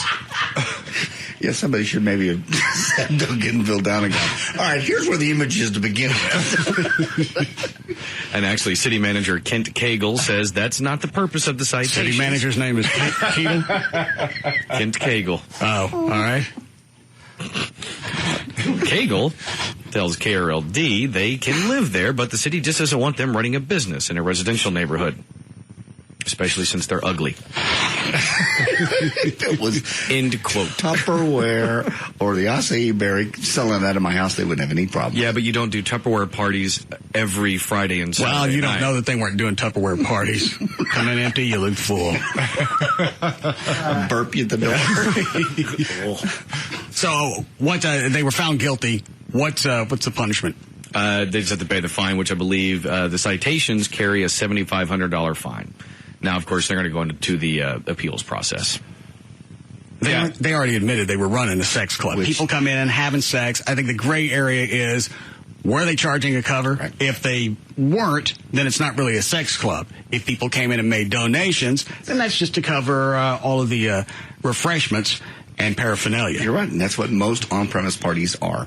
You go in, you understand we don't call it a cover. They don't call it a cover. They just call it a donation. And that's to keep the lights on. Well, if you could prove that not everybody had to pay to get in, But again, I understand running a sex club, especially of that stature. You're probably going to spend a lot of cash weekly on 7 Dust. Stop it. Because I'm not going to have group sex with somebody, and there's a chance that they got ticks. And the whole thing with doing the match head so it backs out, that's not going to work. Matches are on the table. Nebraska Governor Dave Heineman called a special legislative session in the wake of numerous abandoned children at Nebraska hospitals, saying the law needs to be rewritten to focus on its original intent, protecting infants. Most state senators had expressed their support of an amendment, but Heineman initially resisted calling a special session, citing cost and scheduling conflicts in convening the lawmakers. These were the same dildos that instituted this and made the drop-off age the maximum, 17 or 18. 19. You knew somebody. Why would you make it 19? Or would you stop at 17 when they're still considered a juvenile? At 18, now you're classified as an adult. Why would you institute that into law that you could drop me off as an adult at the fire station? Somebody. I'm going to make it 30. I don't like my kid. I'm drop him off. Come on, Dad. Got to take you to the firehouse. No, they're supposed to be, they're going to back it down to where I think it's a week. The kid will be a week old, and that'll be the cutoff. Even 2 and 3 year olds, you can't drop. Why initially set it at 19? Somebody snuck that in and thought, well, surely there won't be 20 people dropping teenagers off. That's absurd. But they were actually crossing state lines to do it. There was a story. My dad come to get me at UT, drop me off at the fire station. So we were right in the middle of finals. What, Trey? There was a story, I think it was maybe Monday. There's a woman who drove from Atlanta all the way to Nebraska to drop off her 12-year-old kid. Don't you know that was a fun car trip, Mom? You're not going to tell the kid where you're going. Where are we going, Mom? 6 Flags over Georgia? This is going to be fun. What state is it? Nebraska? Yeah. No, they got a water park in Nebraska. Road trip. I love, you know what? We haven't been getting along, but now that we're bonding over this long trip, where are we going anyway? Nebraska. What are we going to see when we get there? Some of the facilities. Oh, I didn't know they got theme parks. They have. Yeah, you can think of it as a theme park. Well, everybody's wearing the same thing. They're called firemen. God, can you imagine? Because you know that mother was going, no, I'm dropping you off. It's done. How traumatic for a kid. No, you don't tell the kid. Well, you had the kid who probably already is an absolute pain in the Peter. Driving out there, they're running amok inside the car. They're mouthing, and the mom has internal peace because she knows where we're going. You're right. Her heart is smiling. Well, you seem awful happy these days. Absolutely. I am Shirley Partridge. We're going to Nebraska. Come on, get happy. Go ahead, Dan. 23 children have been dropped off at Nebraska hospitals since the law took effect back in July. And one father dropped off, was it 5 kids? 9. He had to make 2 trips. That would have been the point. Whereas a legislator, I would have stopped and went, all right, we need to go back and rework this law because you got parents making different hauls. What a great threat to have against your kids. You're not too old to drop off at the fire station. Dad, I'm 37. I got a family of my own now. And really, if the kid is that kind of an issue, all you have to do is threaten them once with that. Oh, yeah, if it's in the paper. Really. Well, I straightened up when my dad dropped us off at the Buckner Children's Home, made the block. You guys get out. I've had it with you. You can go live with the orphans. Dropped us off, I think it was the corner of Buckner and Forney Road, and went, I'm done with you. God, that's so traumatic. I can't believe he did that. It still stunk. Did you think I'm still afraid he's going to get out of this stroke and go drop me off there. So you would do that to your kid, to get him in line, if you had a child? Yeah. I think it's too much. It's too far. But you know what? If you don't want to spank them, you don't want to do anything else, obviously you're going to have to throw some type of threat out there. Here's your last chance. Or you're not going to live with us anymore. No. You're going to live with the orphans. You're going to live with the orphans. And you're going to eat horses. Why do we have to eat horses? Because you can only ride them so long. He dropped you. How long were you guys sitting out there? I think it took him about 5 minutes to make the block. That would be years if you were a kid. Well, yeah, I'm standing looking at Mark, and I think I was 7, so Mark would have been like 5. So we're just looking at each other going, okay, what the now? You were crying? I don't remember. Okay, I would. I just remember the feeling of abandonment. Yeah, sure. And really looking at the children's home thinking, all right, we got to go in there and tell them we'd like to check in. then Dad turns the corner and you see him, and were you pissed or are you happy? At 7 years old, you really don't get twisted at your dad. Like, well, what were my options at that point? Oh, I'm not going to get in the car. He's already turned into too big of a dick, threatened to leave me here at the children's home. I'd rather go live at Pig Stand. Oh, that's horrible. I'm sorry that your dad did that. I think it probably worked out. Well, you turned out to be a very good person, yeah, but I still think that's a little bit far as discipline goes. I wouldn't have done that to every one of my children. I think probably Trey would have preferred that option as opposed to what his dad did to him. So. Did your dad knock you out? Yeah. Yeah, see, I like this one. Yeah, drop me off before you beat me to something big enough to leave marks. But I never got that either, so. All right. Don't want to take any of those down? Actually. Is that back to Obama? 9 kind of is, just don't worry about that. I'm done with that. Go ahead. 7 is for... I'm done. Okay. Thank you. North Texas job seekers may have hit the jackpot after those layoffs at DISD, Frito-Lay, and Lockheed Martin, just to name a few. One company is opening new positions and even gas allowances to lure new workers. Expansion at the WinStar Casino is good for business and employment numbers in southern Oklahoma. I really thought you were going to say DISD. Yeah, what was that story that they were putting ads in was it the newspaper? Yeah. Yeah, after they laid off all the teachers, and then they started putting help ads in the paper. Part of the reason was, I think, some of the funding for the teachers with the ads wasn't coming from the state. Is that right, Trey? Yeah. Okay. Might have been federal, whatever. So they had to spend it. Okay. I'm just asking. But some of the other hires are because they had too many teachers that opted for voluntary retirement early. And well, we didn't know that many people were going to bail on us. So they contacted, I forget how many teachers, and asked if they wanted to come back. Did somebody at DISD sit down? Because you'd have to.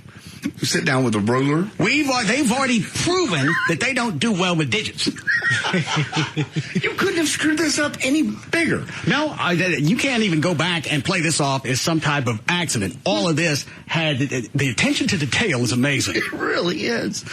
You let the debts get to the point of $65 million. Then you're going to lay off a bunch of teachers, but you don't ask anybody ahead of time, hey, who's going to opt for early retirement so we get a handle on how many teachers actually pop? Hands. They can't do that type of accounting. And I'm still saying, if you really need somebody to do accounting for DISD, go get some 5th grader from Plano. Simple math. Again, we've already said the numbers are so out of line. And Heine Hosa is still got his gig. Still there. I thought he'd be gone this week. I thought that was the thing. Well, they did the performance review last week or the week before, and unless he's had successes that they've kept absolutely to themselves, I'm at a loss on why he's still got the keys to anything. I think they meet tomorrow night. What's the meet about? Why? Make it okay. Well, this is nice that WinStar's hiring people. All Bell Helicopter dropped off another 400 people today. How many people are at WinStar hiring? There's about 500, they said, because they're expanding and they're offering people gas coupons to drive up there if you live depending on how far away you live, to actually go up there and work. Yeah, they're also casinos sending recruiters to job fairs in North Texas. They're offering packages with medical coverage, retirement benefits, and even those gas vouchers. They said if they make under $50,000 and live within 25, 30 miles, they get $25, $50, $75, just depending on how far away they live. So are they specifically appealing to some of the teachers that lost their gigs? They're going out to those job fairs, as well as, anybody else that's getting laid off. Well, Lord knows there have been a ton. Frito-Lay and everybody else. All right. Good then. Next Tuesday, of course, is Election Day, but in case you're not feeling properly motivated to do that civic duty, this might help convince you. Babeland, it's a store that sells sexy stimulators, has announced that they'll give a free naughty novelty to anyone who brings in their voter registration card or ballot stub between the 4th and the 11th of November. Well, how symbolic. Why? I know what you're going to say. Think about it. I don't have to very long. Do we need a break? All right. Go ahead and stick this in there, start stretching it out before I get in office. We'll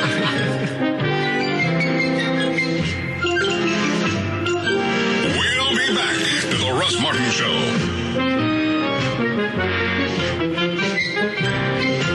We are number one because of you.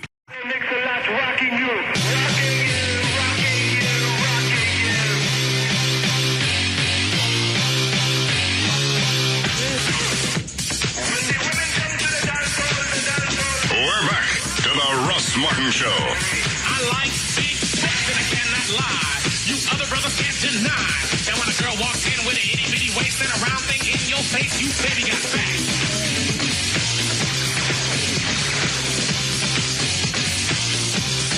Baby got fat. Yeah, baby. When it comes to females, baby got fat. Now, one of the upsides to Obama in the White House is if he actually does something for the economy of the country, he'll shut up an assload of East Texas rednecks. I don't know if it will. You're going to find reasons. Oh, that wasn't that. That was somebody else that did it. Then nobody will give him credit.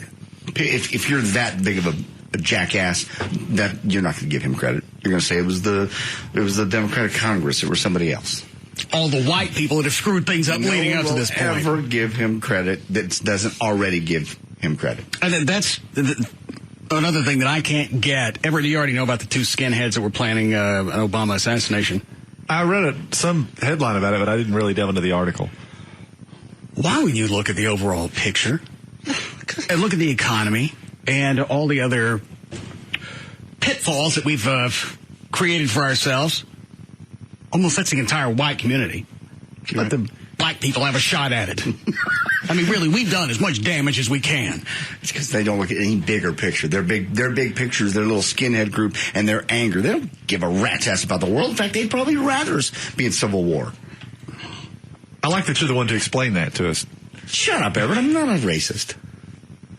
All right, because I've got other things on my mind, I'll let that one sit. Thank you.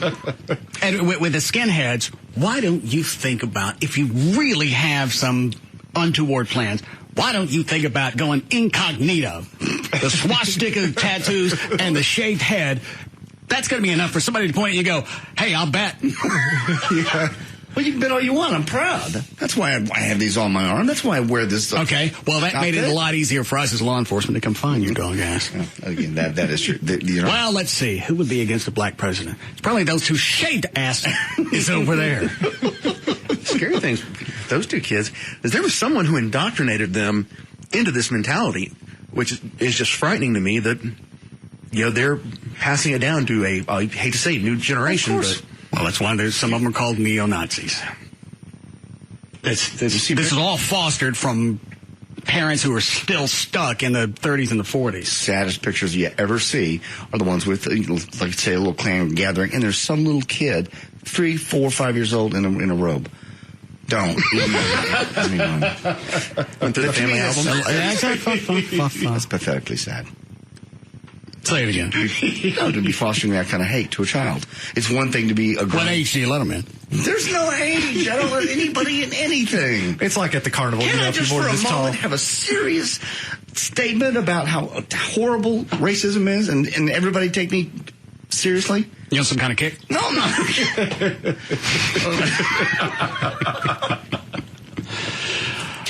All right, go ahead, Daniel. A recent survey has found that only 81% of companies plan to have some type of holiday celebration this year. Well, I can tell you who's in the 19th percentile. Are we not have one this year? Well, they always have it, but they always make it like some little knockoff thing. I'll take the $5,000 that I was going to bet on you getting kicked out of TMS. Yeah. I'll bet you the $5,000 if we have a Christmas party, we have it in this building. Oh, you're probably right, because sales is gone, that whole side. You're right. Those cheap bastards will do that, won't they? They sure will. They always look for some place where they can go have a trade. Oh, yeah, there's a trade on a Wednesday night.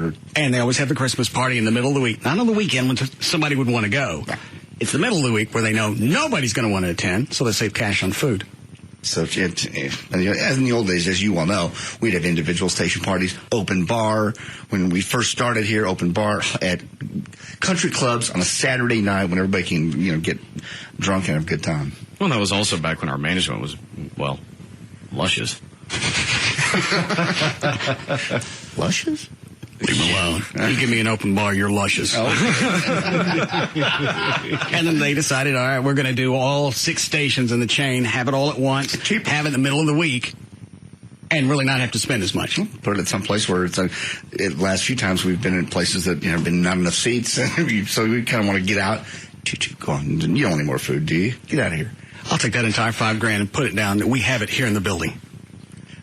That'd be stupid to take that, but yeah, okay. You know what the worst thing is? I bet either David Henry, Gavin, Kurt Johnson, they're probably thinking, well, that is a good idea. He's brilliant. Oh, no, don't put this on me. Yeah, that'd be your fault. So we're going to be partying here in this building in a rundown industrial area, and everybody's going to look back at me and go, you did this. Sure I did. You brought it up on the air. And I guarantee you, David Henry would probably come in and say, well, we got the idea from you, buddy. Thank you, buddy. Get out of the swing. You saved us thousands. See, I think they'll make us get a fix you. Oh, Fitchy wouldn't let us in there. Plus, the parking isn't good enough. Over here, we can actually have the guise of a rowdy party. Yeah, they're not going to wait. Those CBS studios over at Fitzhugh, they actually would worry about the environment. Over here, you got to actually drive a Buick through one of the walls, and they just cover it up with a painting. Yeah, you're right. They don't want any of us from this station over in the nice building. Not our kind. Mm-mm.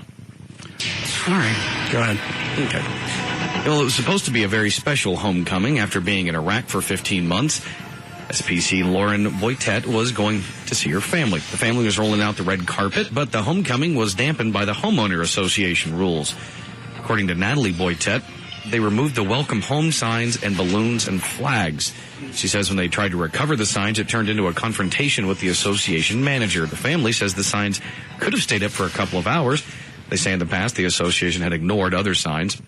There have been signs for birthdays and parties, and they've never taken those down. You also see signs that the HOAs allow if your kid's in the football team. Oh, yeah, those cheerleader. Those are right. You have those, and those will set up through the entire football season. Why is it they couldn't have these decorations up for a few hours for a soldier? It says what? It says why in just a second. Alan Williams, the president of Pace Island Homeowners Association, said the problem is the signs and where they were located. Williams says the flags are exempt from HOA rules. Williams says the signs were in common areas, and a resident complained that they could be viewed as political and supporting the war. Williams says that's why the signs were removed. So the people didn't have the signs in their own yard? Or are they just saying where they had the signs, it was visible from common areas? Common areas. Visible, yeah. You know, sometimes also, they do this in my neighborhood. If somebody's coming home, they will back up several blocks and they'll say, welcome home, Corporal Smith. And they'll put 2 or 3 different signs as you approach the house. But you can't have anything in the actual development. In my neighborhood, it's okay because they do it all the time. It says, welcome home, and then we're proud of you. And the next one's, Daddy, I love you. And the next one is, welcome home. And they're not even talking about, if I understand the story right, they're not talking about leaving something up for weeks like you do with the cheerleaders and the football players, or even political signs. Right. Which you can get away with. They're talking about for a few hours. Right. And this says, and they said that, do you mind? Sure. Thank you. Okay. And they say it could come off as some type of political statement for the war, even though you can have political placards in your front yard. Yes. According to the resident that complained. Well, I'm confused. Trey, can you explain that? Well, I don't know if this subdivision, if they will allow political placards or not. Maybe they won't. But you know what? You can pick a candidate, but the war, if you're seen as they say you're endorsing the war, then welcoming home a soldier doesn't sway anybody's decision either way. Even if you thought we should have been there, they still went. Wouldn't they be welcome home? I wish I could argue the other side on this one. I mean, it's completely retarded. Only thing I can think of is you got somebody who is totally against the war. Think that Vietnam mentality of they don't like our soldiers either, and they complained. No, you have different factions that still associate the two. You're a soldier. You went there. Obviously, you were for it. So, because you contributed, I protested the war. I'm going to have to protest you as well. And it just takes, like I said, in this situation, just takes one person to complain to the homeowner. That's why homeowners associations just have too much damn power. Well, and here's the other thing. Why is it, as an HOA manager, president, whatever the hell your title is, if one person complains, does that mean you have to pull the thing down they're complaining about? Or can you just stick up your middle finger back at the complainant? It depends. You have to go back and look at the HOA rules and regs, and if it falls in there someplace, then you're going to have to go back and follow what it says. I say middle finger them. But if you're just talking about a few hours, let that one fly. Well, we let that fly, then we have to. You can see the argument on both sides. Other than the HOAs, I have no idea they had that much power. All right, Dan. Well, on Saturday, 19-year-old Jose Melgar of Cornelius, Oregon, tried to pay for a lap dance at a strip club called Jiggles Tavern with a $20 bill and half a gram of blow. And? It's a lot better than a gift card. And it shows a lot more thought. I don't believe so. Giving somebody illegal drugs? Maybe she wasn't. Obviously, she wasn't into it. Didn't she turn the guy in? She did. Instead of accepting the offer, she reported Jose to the club's bouncer, who called the police and then had Jose arrested. You have somebody finally put some thought into a gift. Oh, my God. Is this a shot at me? Yes. I knew it was. I tried to let it go by the first time. You are the most impossible person to buy for. Well, then take the route that both Trey and Chloe took this last go for my birthday. Oh, get you nothing? Yeah. Don't just give me a gift certificate, a gift card that has absolutely no thought. It does have thought. I know the one thing you love to do, you love to go to Home Depot, you love to go to Lowe's, you love home improvement stuff, and you buy everything that you want for yourself. Any kind of cool little trinket or toy, you already have it. You have everything. What the hell can I buy you? Submarine. I'm not buying you a submarine. That's what I want. Oh, is that in the Neiman's catalog again this year? I know. No, it was in the back of the comic books when I was a kid, and I ordered it. It came in with cardboard. And you see the pictures of the two kids in the submarine, and it looks like they're really submerged. What a goddamn screw job. So did you actually go to the store and buy the gift card, or did you just download it online? I bought it. Thanks a lot, Everett. I'm just asking. I bought it. You went to Home Depot. I went to Home Depot and bought you the actual gift card, yes. I shop at Lowe's. Oh, my God. Give it back to me. I'll give you another one. It's really...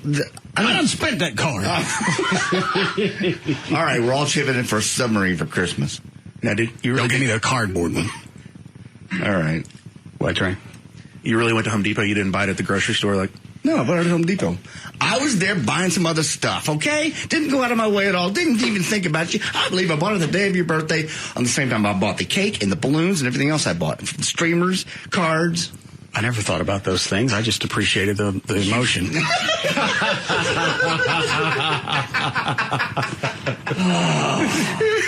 all I ever wanted. Lord! Well, of course, if you're going to throw them up in his face, they mean nothing. I did it because I cared. I wanted it to be a fun, festive party when you got here. That's all I ever wanted. You got it. I went to Party City. I got the balloons. I got everything. I got the cake. I got everything. And I cherished it. You don't give a crap. No, you don't. There's nothing he's ever even done for you that's enough. Hang on. Who's squeaking in here? Sorry. What's the matter with you? That's all I ever wanted? It is.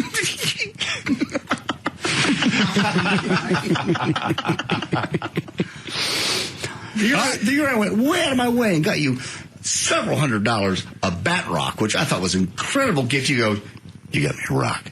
What was I going to do with a 300-pound bat oval that eventually fell apart and had a snake live in it? What a cherished memento. You give me a great big bat oval with a bat symbol on it so I can have a snake live in it. Not my fault you let a snake get in it. I didn't let it in. It's not like I stuck out a sign and said dead snake storage.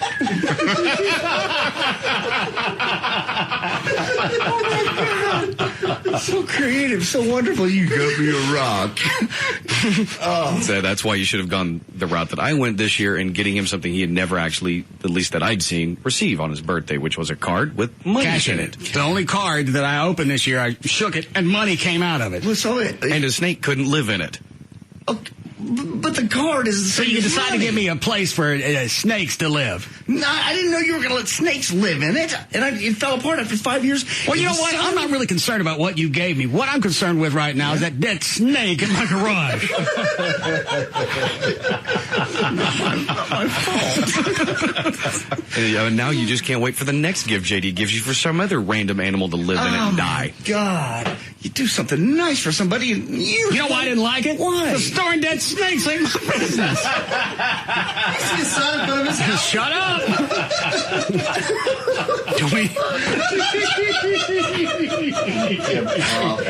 Do we need a break for Lycus? All right. We want some coffee.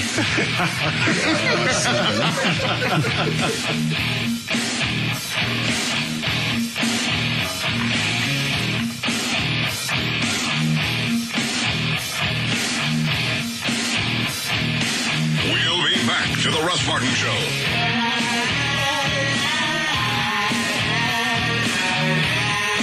Why would you listen to anything else? The Russ Martin Show.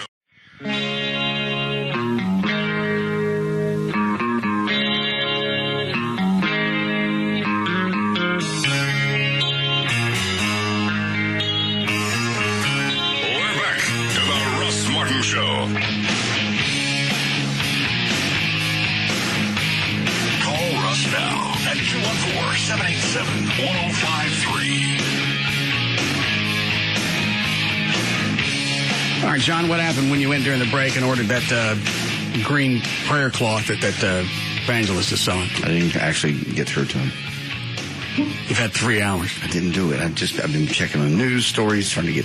All you did at the beginning of the show was just bust the guy's balls because he's selling green handkerchiefs of prosperity online. Well, I'll do it tonight when I have some time, and I don't have to worry about the show and breaking news and all the... What breaking news did you bring in? All the pressure... What breaking news did you bring in? Oh, you want to know?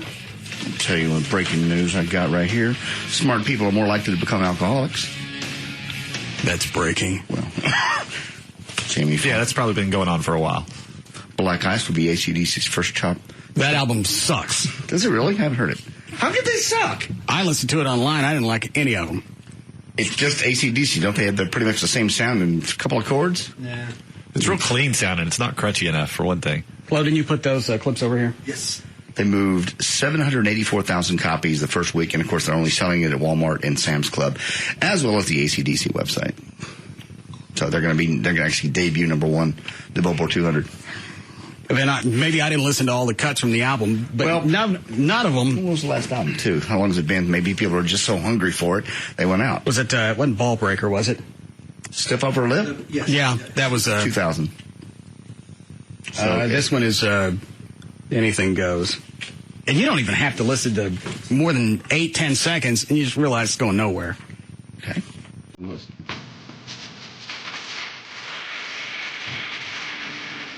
In fact, this one almost sounds too poppy. Yeah, it's clean.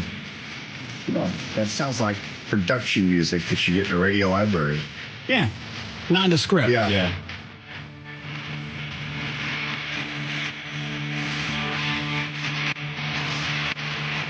What does that sound like? John Cougar Mellencamp. Yeah.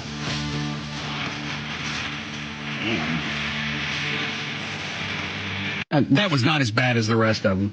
This one, the album called Black Ice? Yes. All right, here's the title track. Start with guitar in one channel. Well, let me kick in here a second. That's a signature. What? Drum sound wimpy too. Yeah. How would you do that? How would you have 8 years to come out with an album and you know what sells, you know your sound? Bass player's throwing that song. Song makes it unlistenable. This one is Decibel, or maybe Decibel. Okay. This one sounds like ZZ Top. We wait for the bus. Yeah. Take up all your time. Do you like that one ever? No. Sounds like waiting for the bus. This is Rock and Roll Train. Again, guitar starting in one channel. Why don't you start with a hit playing in one channel? Just wheels.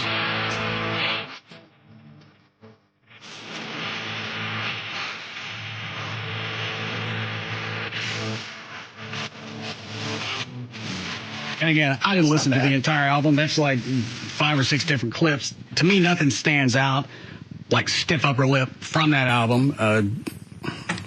What was it from Ball Breaker?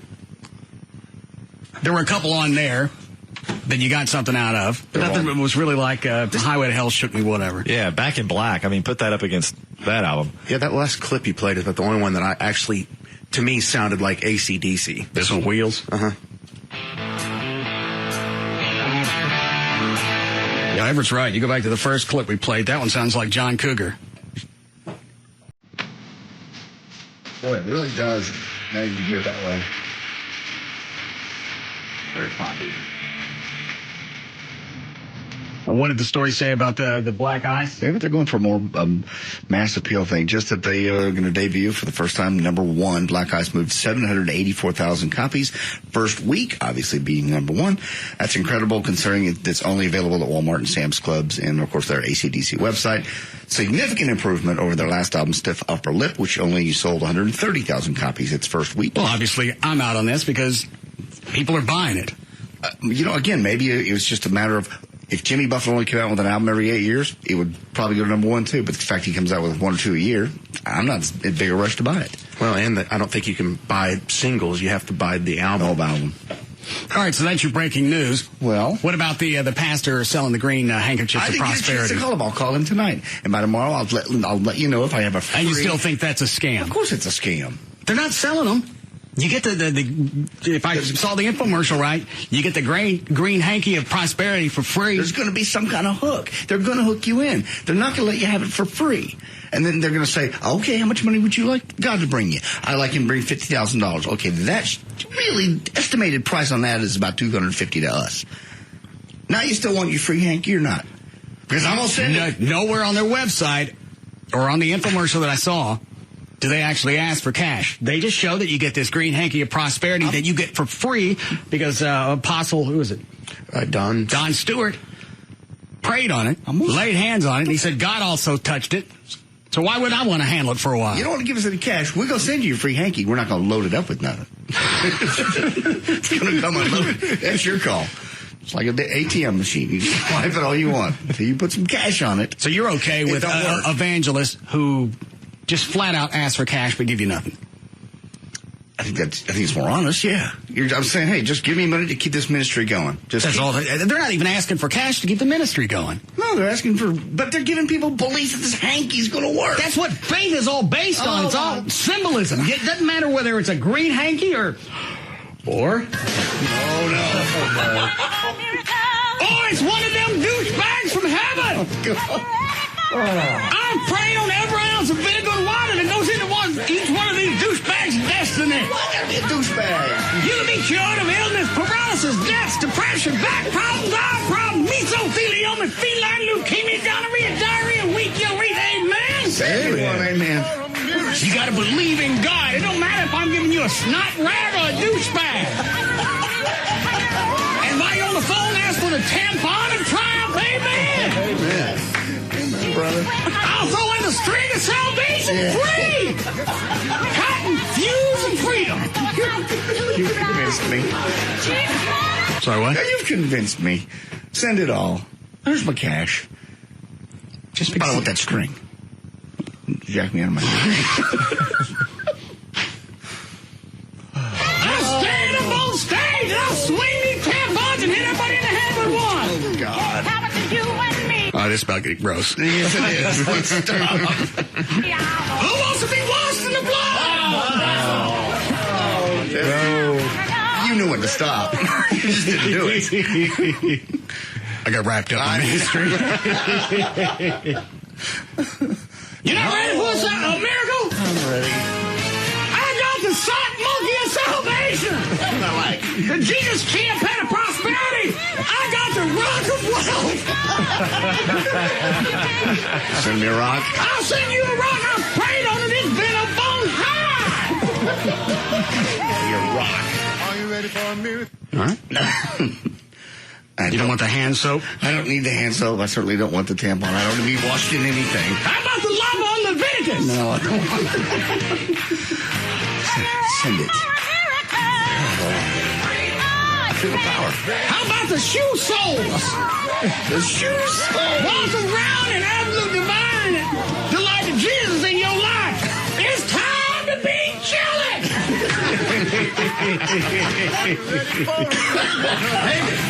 All right, it's after 7. Hello, Daniel.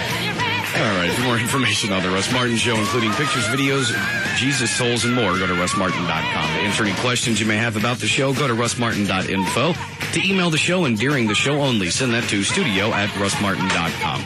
Other show websites, johndavidryan.com, danO'Malley.com, djclo.net, and TreyTrenholm.com. To reach Everett Newton, the rock and roll attorney, call his office at 214-823-LAWS or his website, DallasAttorney.com. The official liquor store of the show is Majestic Fine Wine and Spirits at their website, majesticliquors.com. Limo service for the show is provided by Limo George. His website, limogeorge.com, and the official site for Live 105.3 is live1053.com. No more. No, we're done.